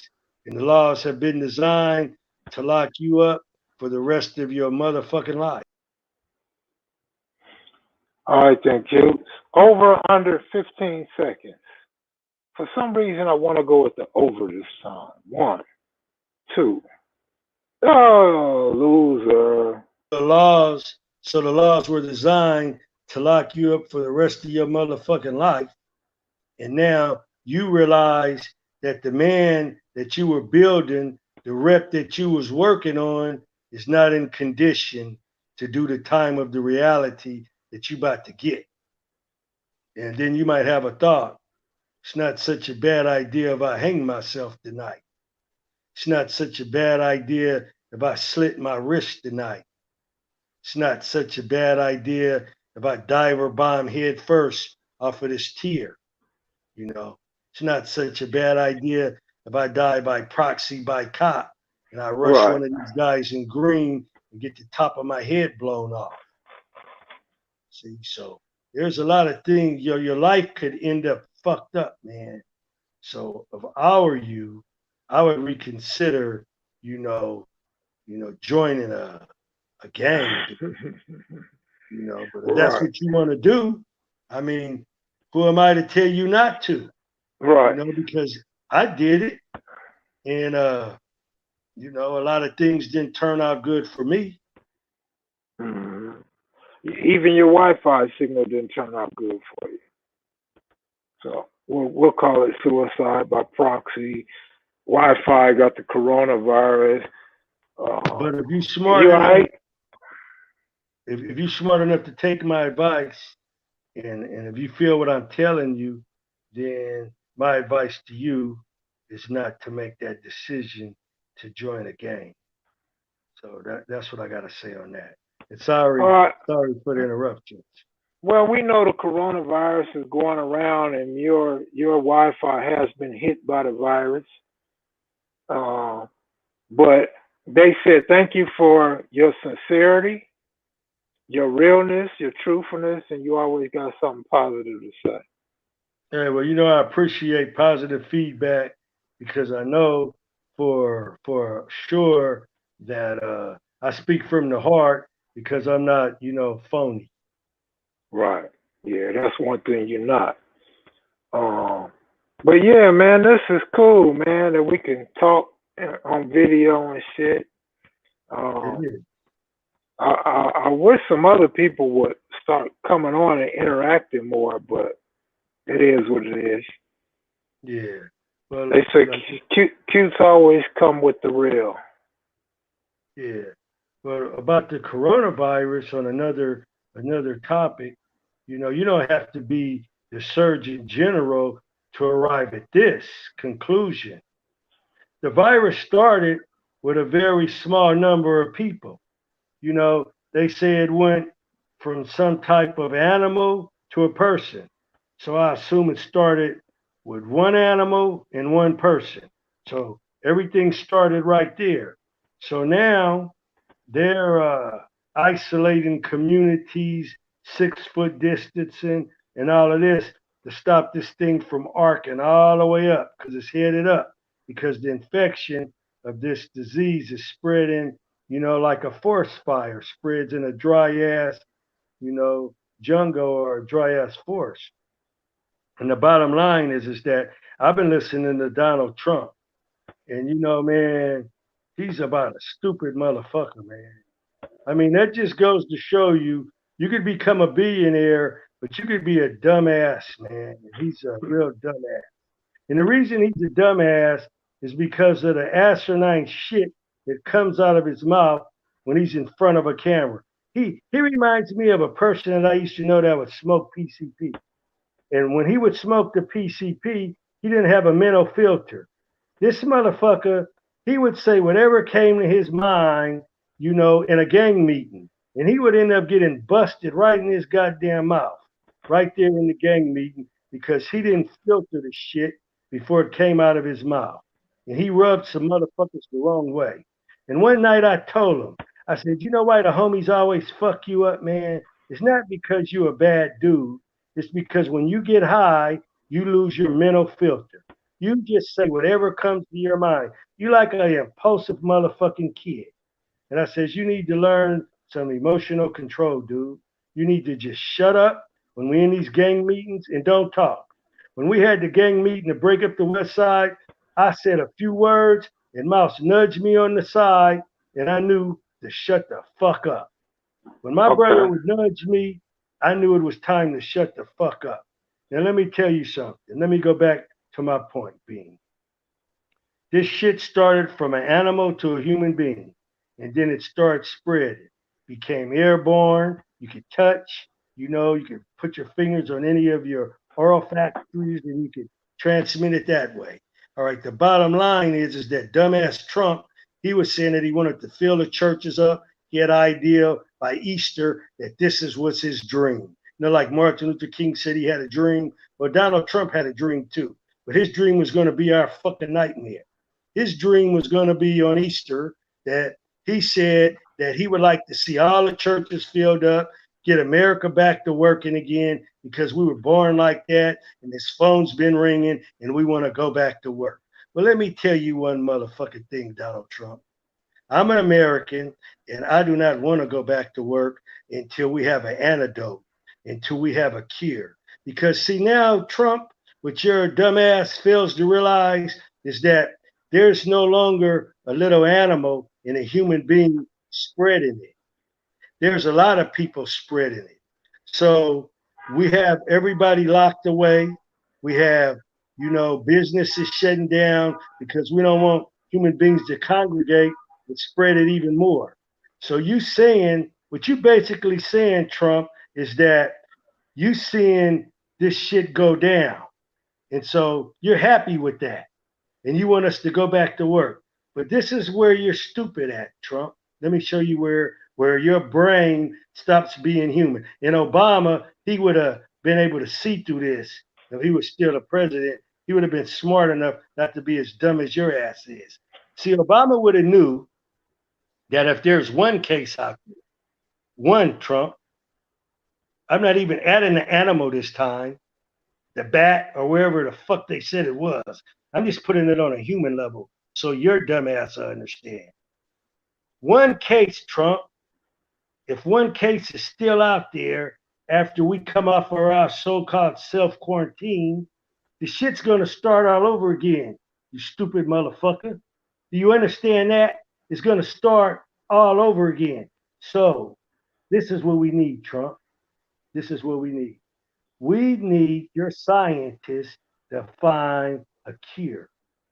Until the cure is found, I suggest that all Americans stay on quarantine. I don't care how low the number goes down because it only takes one. Remember the fucking bat and the human being that started all of this shit? So resonate on that, Mr. Trump. And that's from OGQ. I didn't mean to be so harsh with you, but I don't like the way you talk about gang members. Yeah, go easy on your president, man. Yeah, I'll go easy. We know he hates. We know he hates my president. Yeah, I'm an American. I'm an American. I pay taxes, but you're not. I don't respect you as a president. I don't respect you at all. I don't like you. I'm a never Trumper. That's what I am, Trump. I got a shirt that says never Trumper. I got two questions for you. Did you know Skull and Kenny McKnight from Kitchen Cribs? And Loose Booty, Chuckin' Booty, I knew all the Kitchen Cribs. You knew Chucka Booty? I'm taking the under 10. 1, 2, 3, 4, 5, 6. Winner.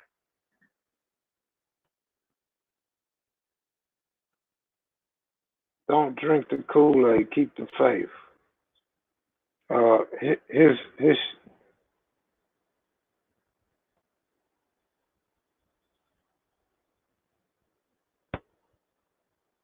He's not.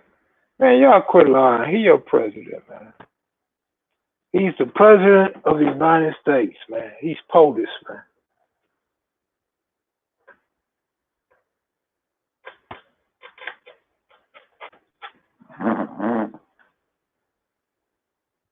I think that's it for cutes.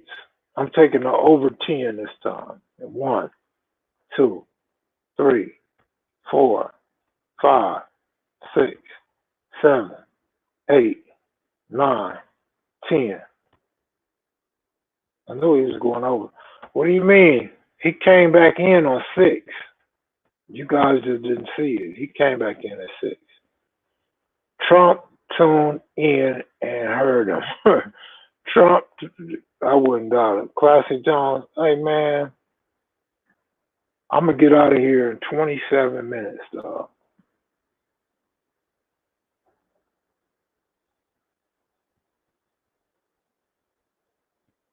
He said send him the invite again. What up, OG Cutes? Cutes ain't coming back in.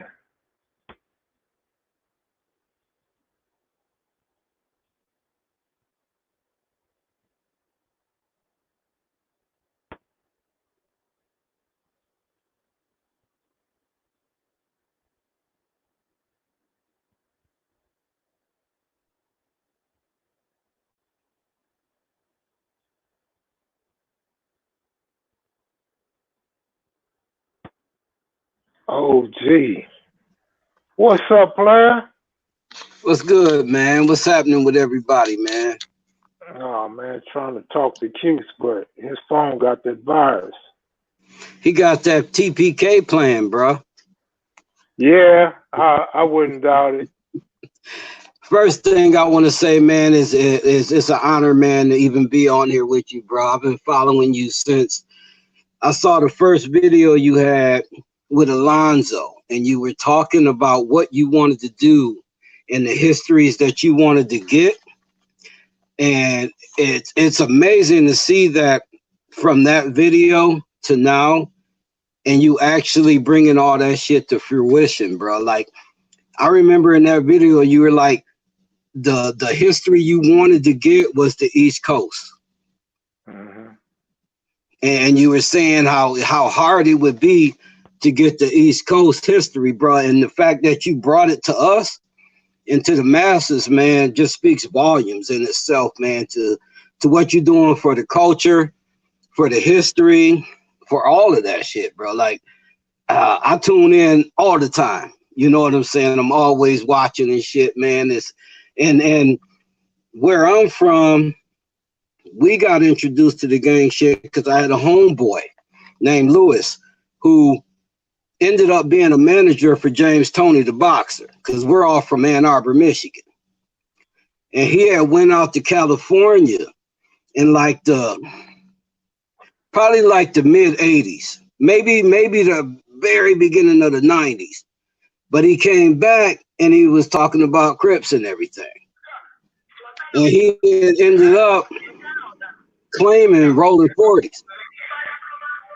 And he came back, bro, and like for us, that's how we got introduced to the gang shit in Ann Arbor, Michigan. A lot of people be like, you know, guys from other places and shit, they not real about this shit.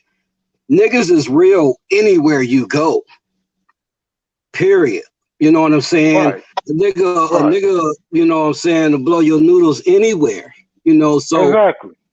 That's one of the things. But I had, you know, a couple questions for Cutes too. Again, it's an honor to be speaking with you, Cutes, man. Right. Everything that you're doing and being here on Kev Mac, man, and showing the love and giving us the history, man, is truly a blessing. Thank you, man. I appreciate it. So one of the questions I have for you is, a lot of brothers I know in the California prison system, you know, take the education thing very serious.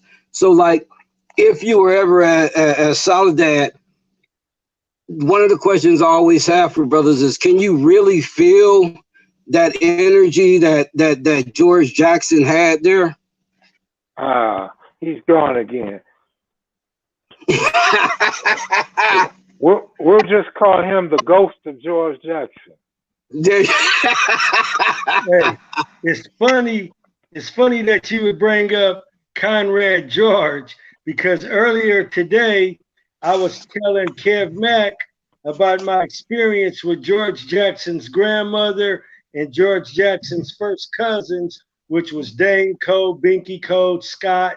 They all started the 5'9" Syndicate Crips here in Los Angeles. So Okay. in the early 1970s, Dane, he had got a life sentence and they sent him to YA, and I'm in YA with Dane. So I go over to Dane's cell and Dane's crying. And I said, "Hey, Dane, what's the matter, man? Why you crying?" And he was reading Panther newspaper. Back then the Panthers had a newspaper, and so he told me that they killed his uncle. And I was saying, "Oh, that's fucked up, man. Who killed your uncle?" So he told me all about George. He looked just like him. And I says, I start crying too. We little kids. So I felt empathy for him. He's my best friend. And he was so down with me in the county jail. Now we in YA. And so I'm at his. All right, that's it for OGQ. But shake 'em up, shake 'em up, shake 'em. Oh, wee. Man. It be going down on Instagram, man. Hey, me and Dane. All the time. Me and Dane. All the time. Me and Dane's crying over George Jackson, but we in there in 1976, and Brother George gets killed like in 1970 or 71. He gets murdered by I think it's 71. So yeah, I felt George's energy all through my incarceration, and because my best friend was Dane Cole, and he acted and looked just like George. He rest in peace. Dane rest in peace now. He was a damn I've always one question I had, which is it's kind of crazy, but not really. But I think in the early 90s is they started taking the weights out of the California prison systems. Cute's gone again. God damn, Cute. Well, one thing ain't gone is this live. Here go Cute right here. Yeah, they took the weights out of there, but they tried to make us weak, and then they took the food too. They started feeding us generic ass bullshit. They wanted us to get feeble, frail, and wither away. But I started back arming the soccer goal, putting batteries. I would take blocks off of engines in the trade. So we was buffing. We was making do. We were lifting some heavy ass shit. We were lifting each other. So they said, okay, we're gonna get these dudes just some pull-up bars and some dips. So we started doing dips, holding on to each other, and we were still walking 19s, 18s and a half. Some brothers that had good genetics, they could still hold on to 20s and shit. And all that shit did was make us faster because them heavy weights kind of slowed us up a little. Now we in shape and we got lightning speed. So now we ass kicking machines. So, I can dig that. Yeah, that because I always wondered about that. Like once, because I know in Michigan when I was locked up, and I always used to wonder why they got this dangerous ass shit on the yard. Yeah, so what they did to try to make us weak, we just improvised and made ourselves. What they did to try to make us weak, we just improvised and made ourselves stronger. We would train like gladiators. And we would do it for hours, and our workouts would be 3 hours, 4 hours. We would work out to exhaustion. Some people would overwork out and hurt themselves, tear their tendons and whatnot.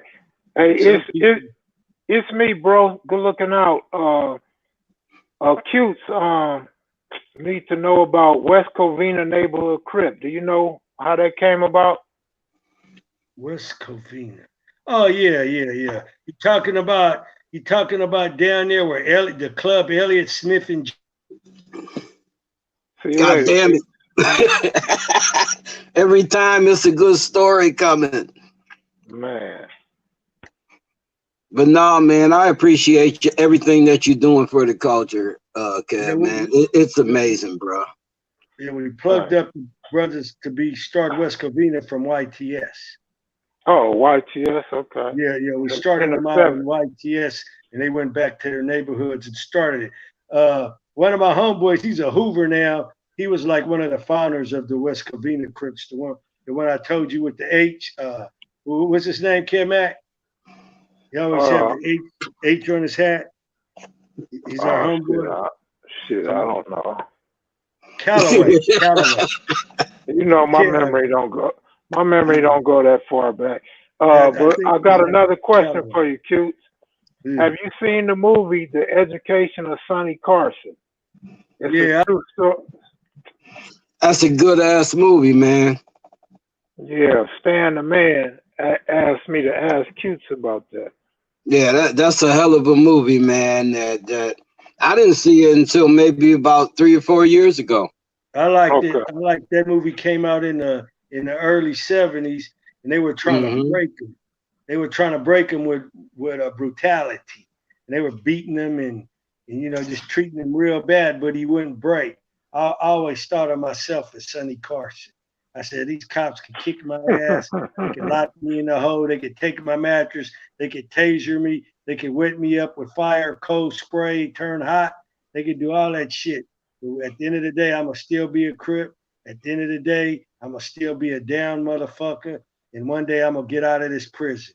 And through all that shit that I went through, I still, you know, didn't get out bitter, hating people. I got out having compassion for people. You know, hey, Cutes, I got a question for you.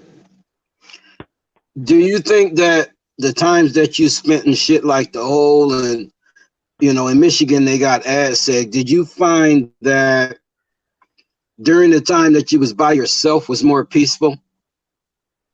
I think, you know. No, I don't know, Cutes.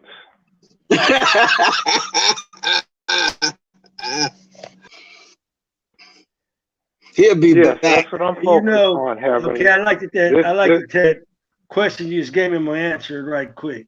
Go ahead. You know, I believe in God, so one night I was in the hole by myself and the light, we blew the fuse, so it was pitch black dark and the fuse was out. So we feel like I was in hell. It was pitch black. You couldn't see shit. So, because I was in a penitentiary, Folsom. So I was in there and I said, fuck, I'm in hell now. And then a little voice came in my mind and it said, yeah. It said, I'm giving you a lot of time to be with yourself because it takes a selfish motherfucker to take another motherfucker out. The thought just came into my mind like that. Damn, Cute. And I thought my signal would be bad because I'm in my garage. Yeah, it looked like you was in a downstairs basement, but I didn't want to say nothing. No, my basement is actually shorter than this. Okay, all right. I'm in my garage. Yeah, that's cool, man. Cute, did you know Stanley Pitts? Oh yeah, Stanley Pitts was a Pyru. I knew Stanley Pitts. He was on the yard with me in Donovan. Right. What up, cool. What up, cool, bro? Introduce yourself. JL, hey, what's going on? What's up, kid? Oh, hold on, it went away. Hold on. What's up, Jay? Hey, what's happening, man? What's good, y'all? What's going on, bro? Yeah, man. I'm on the show. I see that issue 6, All Hood Publications with Nipsey on the blue side. Yeah, man. Had to come show love, man. I appreciate you, man. I bought it from you a couple of months ago, man. On eBay. Okay, all right. Yeah. That's dope, man. Yeah, man. Yeah, good looking out. Yeah, hey, Kev. So I appreciate I was trying to make when I got cut off, when my cheap ass phone blacked out, and I was in that hole, and it was pitch black, and then I heard the little voice in my mind, and what God had told me, He said, since you were selfish, I'm gonna give you a lot of time to spend with yourself. You know, and so then I started resonating. You know, a selfish motherfucker gets a lot of time to spend with himself. That's the truth. I'm coughing like I got that motherfucking Rona, man. Man, every time I cough or sneeze, I think about that shit. I'm smoking weed though, so I got an excuse for it right now. I mean, that's cool. So you look around and Oh shit yeah, like, man, yeah. boy, I got that shit. Man, that shit is Hey, crazy. Where you Hey, from, Kev, JR? man. Oh, I'm from Texas, man. I'm from down there, What East part? Texas. East Texas. All East right. Texas, man. I'm in Timpson, about 30 minutes west of Louisiana, and 2 Okay. hours north of Houston. I Well, got a brother that live in Denison. I'm gonna be coming through Oh, there next okay. year. Sometime like around this time next year, I'll be coming through there. All right, word up, word up. Yeah, man. Yeah, I wanted to come out to Vegas, man. You know, before everything happened. Shoot. Right. Yeah, I was looking forward. Yeah, man. I Yeah, wanted to man. see who I was gonna show up. Shit, Definitely was gonna be a good day, but hey, shit happens. motherfuckers can still buy cheap Yeah. ass tickets though for a later date. Yeah, Antoine Reed started Yeah. those Crips down there. Oh, Antoine is Pretty Tony from Hoover, huh? Yeah, he started those West Covina Crips. Oh, really? You sure about that?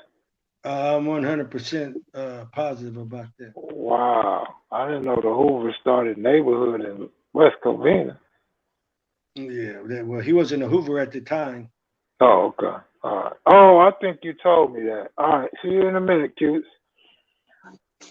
They say Cutes is on a Can't time 2G it. network. That's QC here. Hey, Kev. Hey, Kev. He was West Side You Crip. know Yes. about different stuff like to boost your immune system and like to help you have a strong immune system? Not really. My immune system's always been Yeah, good, so I I do a never. lot of research. Hey, JR.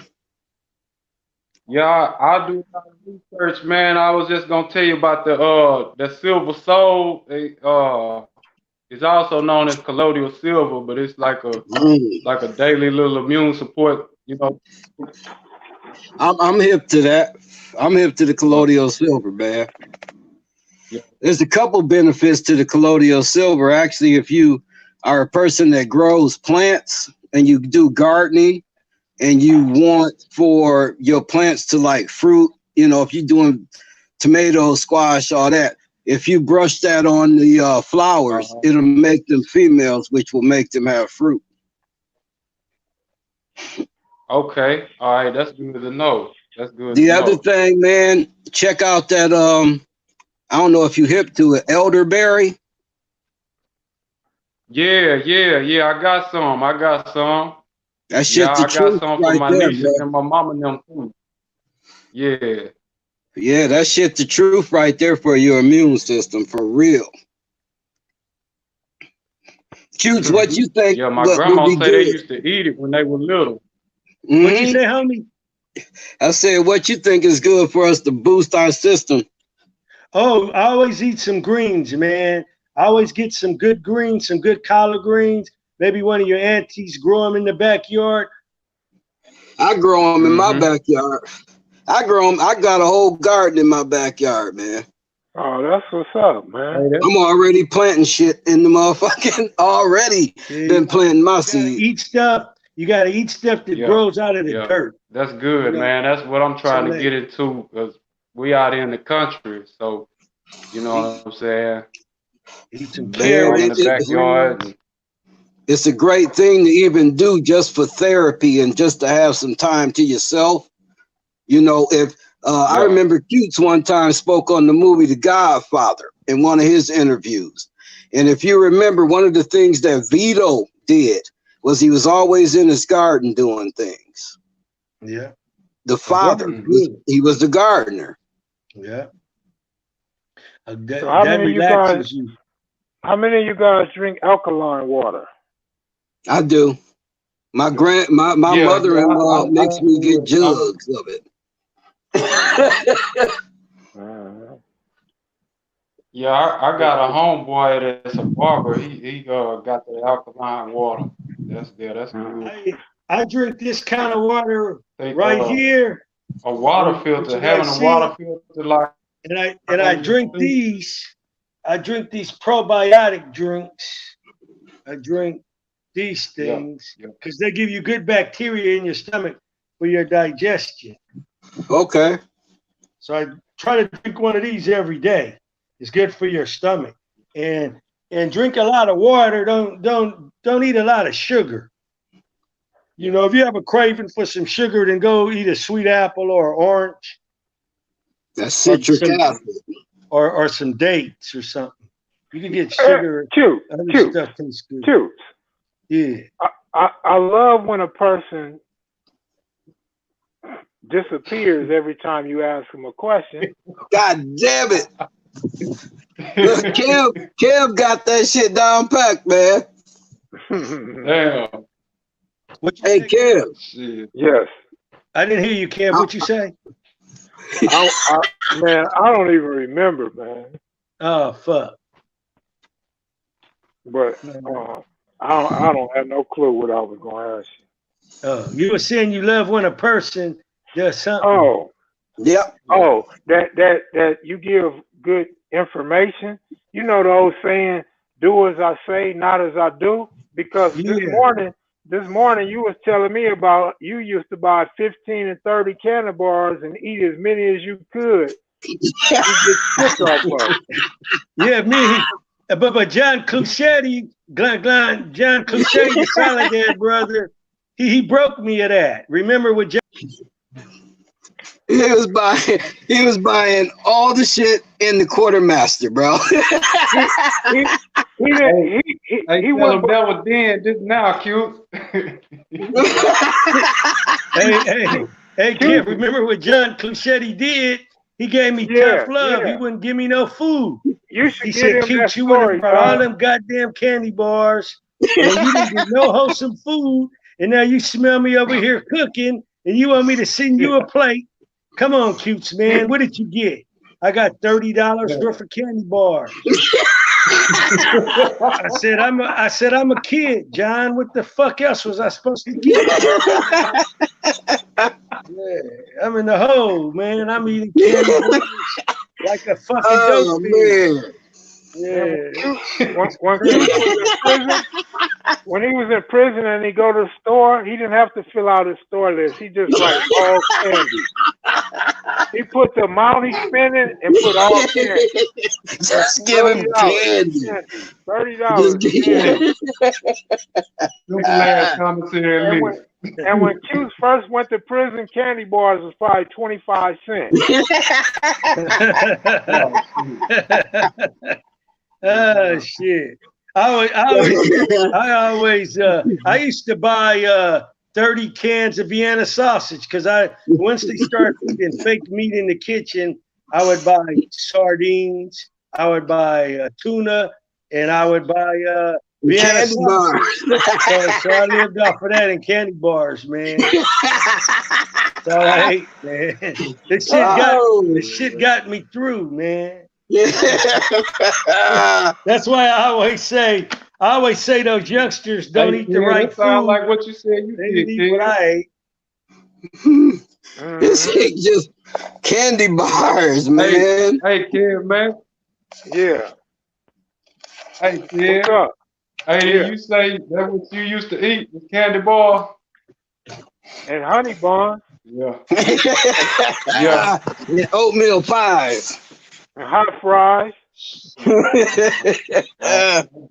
Spread, man. Cooking up some soup. Man, I wasn't gonna eat that prison food. You in prison. They don't give a fuck about you. You know what I'm saying? They feed you anything. You know what I mean? What is Q said? I gotta have Q's give y'all this one. Hey. I'm gonna have Q give y'all. Yeah. When I was talking to you, I was going to show you real quick when I was hitting you up about the camera because I had an extra camera. Your green room. I see your green room. It's cracking. Got everything, but I got this camera that I don't use, and I figured I donate it to Kev Mac Videos. That's a nice camera, man. Yeah, I wanted to make that. Okay. Send that to Kev Mac.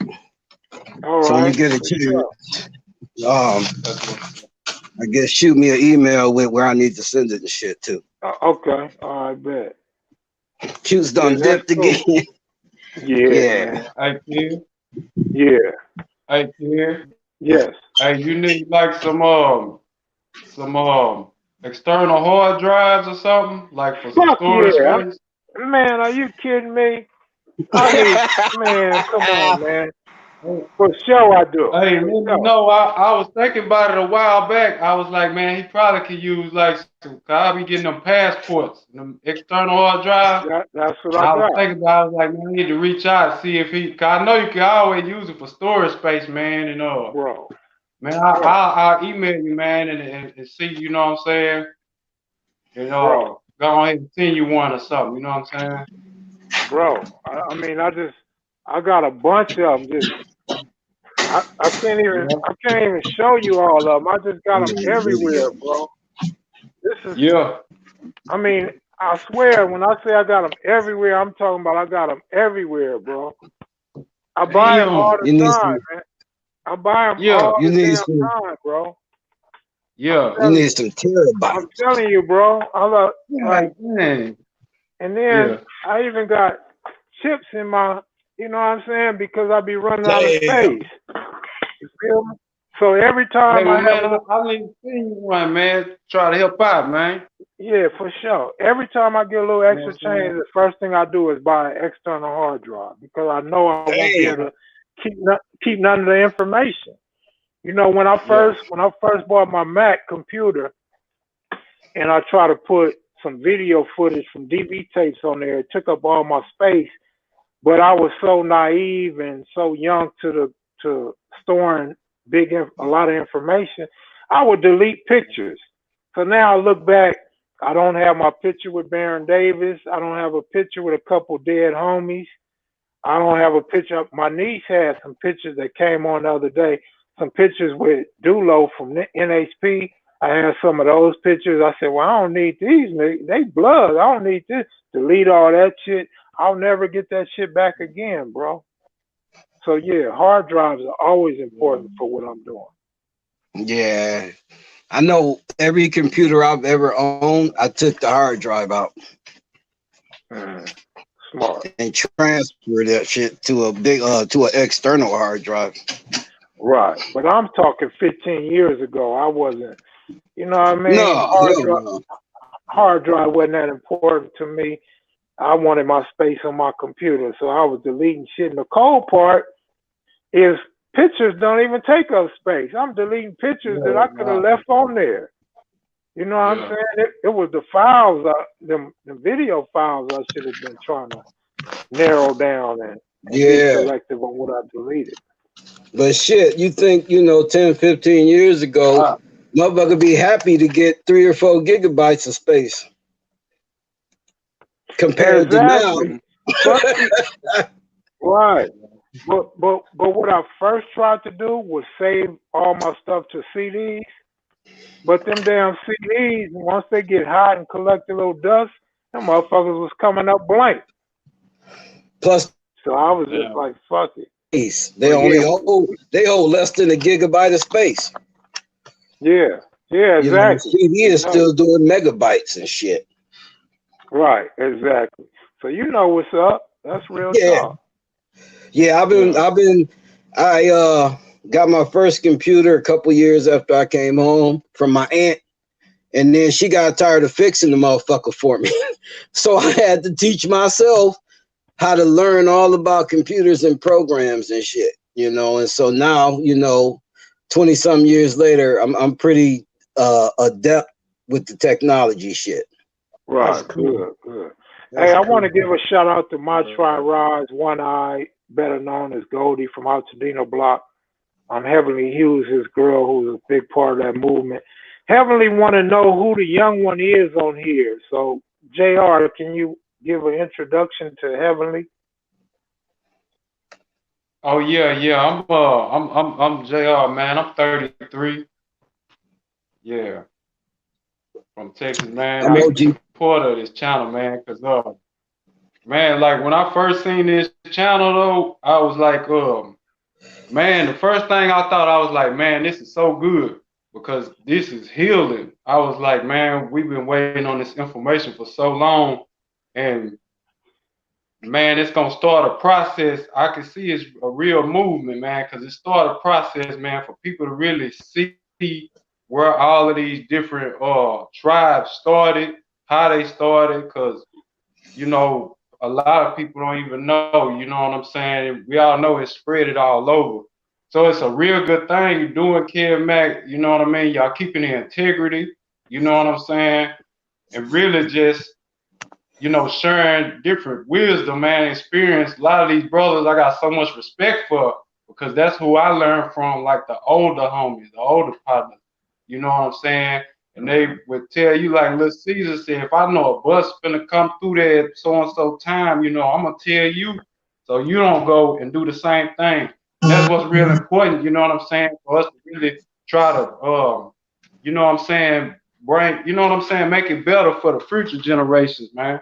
You know what I'm saying? Like you say, people getting their story out. 'Cause that's real important, man. That's how we learn, man. Well, the one word that I like that you use is integrity. I try to uphold some sort of integrity, man. Because there's so many dudes I could interview, man, that just ain't right. You know what I mean? But I try to shy away from them type of guys. You know what I mean? Or controversial type guys.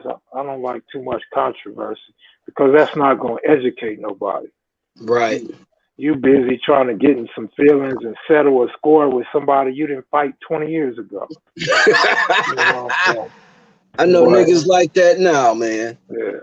But one thing, you know, I'll be reluctant to say it. I don't like to say it, but I'm trying to teach myself to step outside the box. But the one thing I need most is help. I think people don't understand that I really be needing help. A motherfucker will talk bad about me, like, you know, people will call me because I'm a cool guy, right? So people will call me and tell me what other people said about me, and they be degrade me and put me down, and it don't bother me because it's true. So it don't bother me, and if it was a secret, I wouldn't let everybody know. I wouldn't be an open book if I was afraid of my ups and my downs. You guys see me when I'm up, y'all see me when I'm down. I don't have a fucking problem with that. If I did, I wouldn't even be on here telling you guys. But my point being, some people try to laugh when you're down. They try to laugh, you know, when you failing at something, but they refuse to give you props or up you. You know what I mean? And to me, it's sad. But, you know, like I said before when I first started, like we got 20,000 subscribers on this channel. If everybody just gave $1 every month would be huge. $1 every week would be even bigger, but we can't get it. And so if somebody give, like Stan gives $25 or somebody earlier gave $60, that takes up for a lot of people. But then if nobody else is giving nothing, that $60 and $25 ain't shit compared to what it could have been. You know what I mean? Right. Hey man, that's the same thing I was thinking, Kev, man. Like a while back, I was just thinking, I was like, man, if all of the subscribers just gave $1, you know what I'm saying? We could, you know what I'm saying, help try to contribute to the platform, man, because we can't take it for granted, man. You can't get this nowhere else, and it's free. You get it on YouTube. So at least, man, like if we just sent $1, you know what I'm saying? It ain't about counting somebody else's pocket, but just send $1, you know what I'm saying, to show your appreciation. Like if everybody do that, like you say, it won't be so much on one person. Like all the subscribers, I challenge you, just send it to the PayPal, the Cash App. You know what I'm saying? Just pay it forward. Yeah, because it's a lot of information, man. This is gonna help people for years, for generations, man. Because it's a very powerful thing that came up out of LA, man. You know what I'm saying? And the fact that, you know, motherfuckers are spend frivolously on some other shit. Exactly. You feel what I'm saying? Exactly. motherfuckers will spend $1 on a motherfucking Swisher. Ain't no You question. feel what I'm saying? On a Swisher, you might as well spend $1 on 2, smoke 1, and while you watch the Kev Mac motherfucking videos. You can't get no higher. Shit. You know what I'm saying? You can't get no higher. And you know what Kev was just speaking on reminds me of something, man, that brother named Don Lee. I think he changed his name to Haki Matabuti. Real prominent guy. He wrote a paper, man, back in the 80s called 21 Reasons Why Black Organizations Fail. Y'all look that up when y'all get a chance. And one of the things he said in there is a lot of times with black organizations, motherfuckers will sit in the back and talk shit about you, but never give anything constructive to the organization. Right. Yeah. You know what I'm saying? Motherfuckers will rather find a million reasons to not help you than one fucking reason to help you. Ain't no question. And that's kind of what I was also alluding to as well. But and good looking out, G Lou and Woo Woo. It's just a trip, man, because like my man JR said, not to count nobody's pockets, but that's what a lot of dudes with no hustle do, is they count your pockets. Always the dudes that have no hustle, no drive, no determination to do anything positive in life. They just want somebody to give them something for nothing, and maybe because they killed somebody or killed 1 or 2 or 3 more people than you, they feel like they entitled to more money than you. But you ain't did no footwork or no hustling, no groundwork, no learning how to use a computer or editing skills or interview skills. You haven't invested in a camera or anything. So it's like, why do you deserve what the next person that's really doing this shit for real deserve? You know what I mean? Motherfuckers have a sense of entitlement. Yeah. You feel what I'm saying? They have this sense, they got this weird ass sense of entitlement where they feel like everybody own. It's like, nigga, don't nobody owe you shit but your parents. The only people that owe anybody any fucking thing is their parents. And the parents just have to bear, you know, till you 18 or whenever the fuck they say get out, they provide the bare essential shit for you. Yeah. Period. Whether it's a single mom or a single dad, your community is going to provide the essential shit for you, which is shelter and really fucking food and teaching you fucking morals. Right.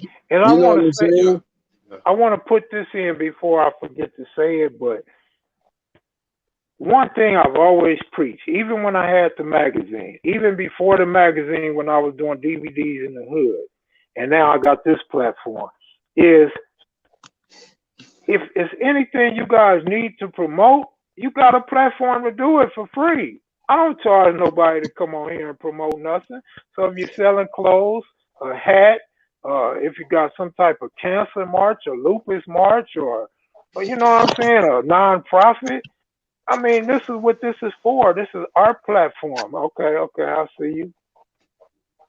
That's what I do. And I can respect that, man. That's that That's speaks to what what kind I of do. character, My wife has lupus, man. You know what I'm saying? My wife has lupus, and you know, we do the walks, we do everything. We do shows and we put together t-shirts, all of that. You know what I'm saying? And at the same time, though, if a motherfucker can give a few dollars to that, if you can give $50 to another type of organization, give it 49 and then send the other dollar to Kev Mac, because he's still bringing us content. He's bringing us content, bro. Like, you know, the big corporations, as much as lupus is a huge cause to me, I also realize they have plenty of money, and it started off from some grassroots shit like Kev Mac is doing. He's doing some grassroots, truly organic shit. You feel what I'm saying? And so, like you said, bro, like it ain't even, like you said, the watching pockets. It's not watching your pockets, but it's a sense of saying, you know what, I can go ahead and give something to this, because dude is giving us shit we'll never see. The shit that I've learned just watching Kev Mac and studying gang culture, I'm like, God damn, man. Like, just what took so listening long and, to you know, learn this, right? yeah, man, it's the shit that I hear from people, and you know, because and going back to the original question, my bad. Heavenly was asking the age of everybody. I'm 48, so She's gone now. I think yeah. Goldie came and grabbed her by the neck and pulled her up out of here. Tell them quit watching them niggas. Them niggas. Yeah, that's Why, Quit why, watching them. Kid Mac? How come Too- she's so fine? She's a nice looking one. I mean, Well, you you know, can't. Well, he can't that's be love. feeling. Oh, that's love, then. She getting some of this history though, bruh. I Yeah, mean, that's cool. There's too many men up in here for her, man. and Perlana and everybody, I don't see them in the comment section right now. But Yeah. but you know, I've said for a while now, even when I don't know if y'all seen when I bought my homegirl on and with Keith Kloss and we clowned for like 2 nights. Oh yeah. I want more women to come. I want more women to come on the live. You know what I'm saying? I'd have my niece and daughters, both my daughters, come on live. Try to get my sister to come on live, just to show women that it's okay to come on here and talk about some real life issues. We don't have to talk no gangbanging shit. No, yeah, Giggles was good. I'm gonna make sure I share it and invite people to the link. Bunch of women. I'm gonna just send the link to a bunch of women. Yeah, I don't know why cool. I don't know why the Cripplettes don't come on here. There was over 1,000 Cripplettes, and I don't see not one OG Cripplet come on here. Not one. Right. You gotta reach out. I did see. I can't say I haven't seen some OG Pyrus come on here, Pyrulettes, because well, Lady Brim came on. Lady Lil Country came on. She did good. I like her. Hey, I got love for the whole platform, man. All the maniacs and Mac heads, you know what I'm saying? Shit, I'm on Mac head for that content, man. You know what I'm saying? Bro, Asiatic, bro, how come you ain't popped up on us yet, bro? That brother got a lot of history, bro. He came in the other day. Did he? Yeah, he did. I must have missed out because I work from home now because I'm an essential nigga.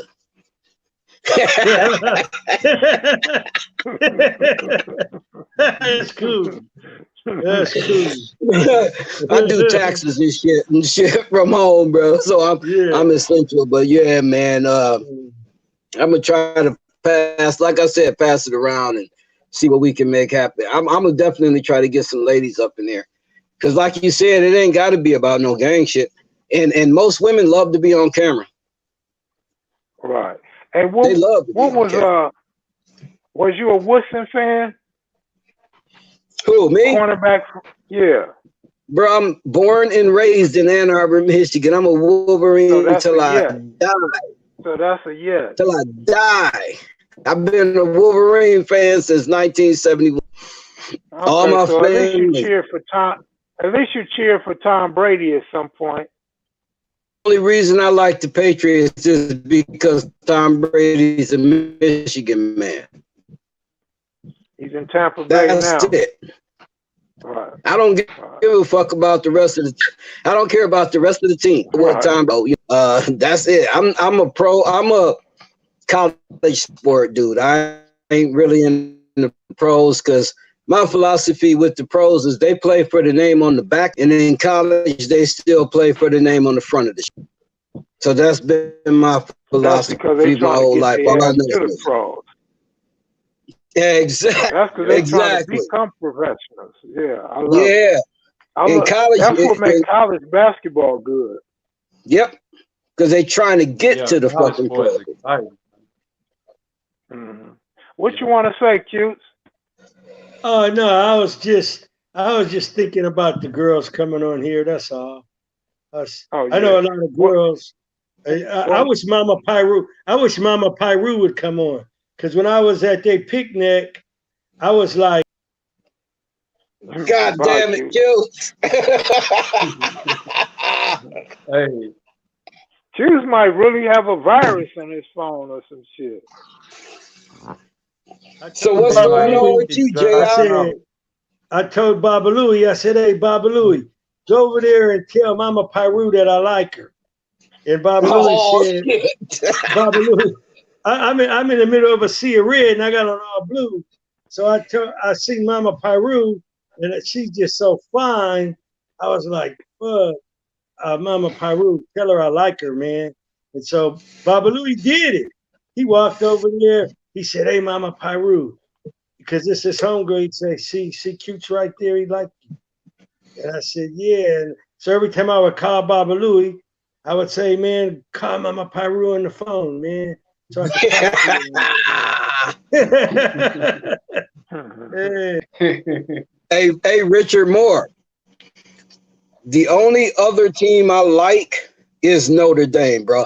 And the only reason the other team I like is Notre Dame is because Michigan and Notre Dame are the most winningest teams in college football. We've always had a respectable rivalry with Notre Dame.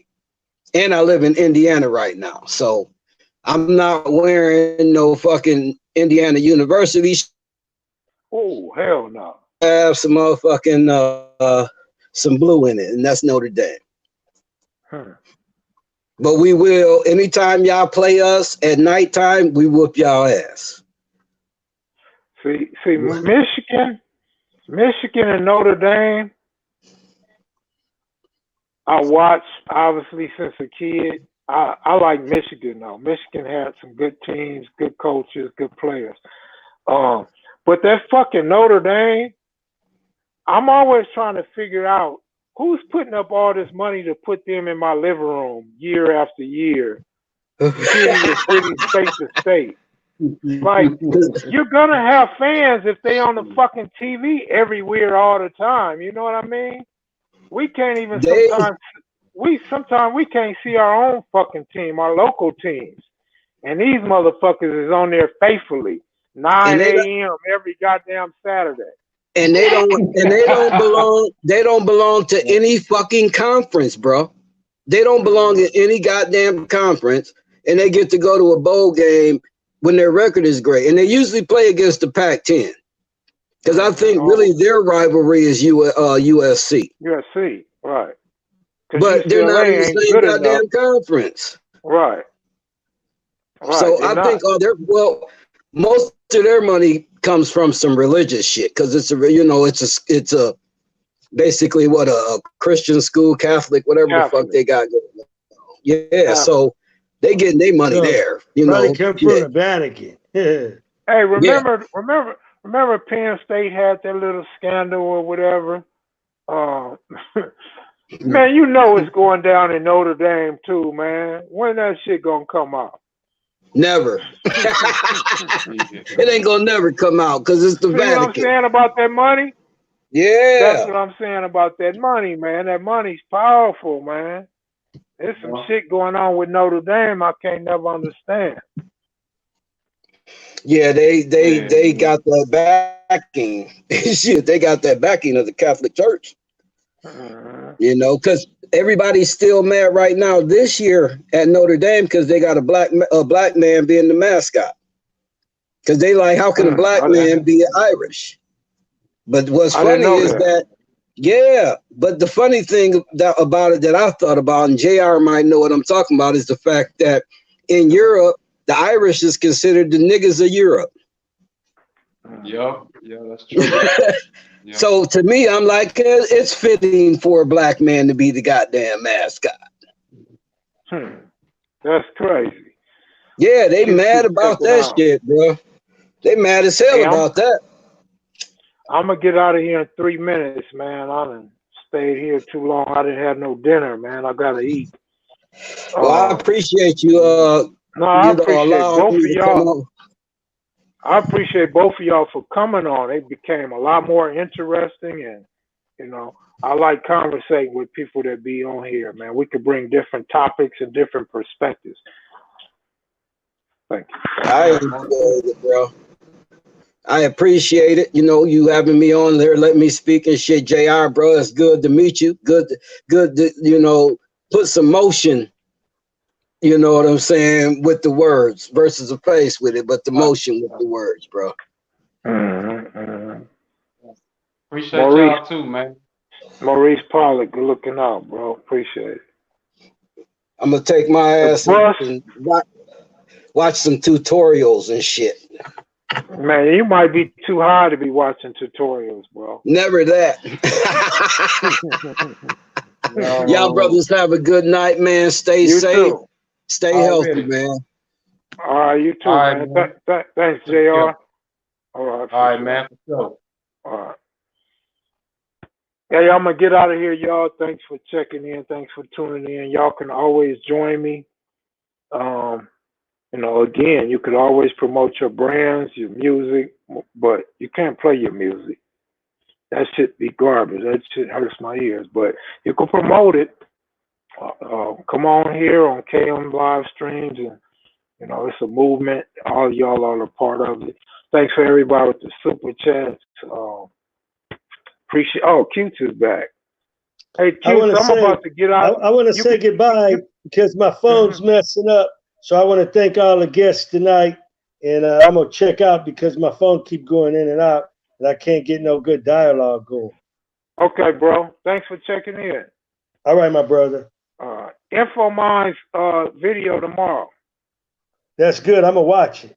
Okay. All right. Hey, Hutch, we getting ready to get up out of here, man. Damn, you looking nice with that shirt on, man. Like that. Yeah. But I'm about to go, man. You came in way late. But we finished like we started. I might check in tomorrow, bro. All right, peace. Okay. All right, y'all, peace.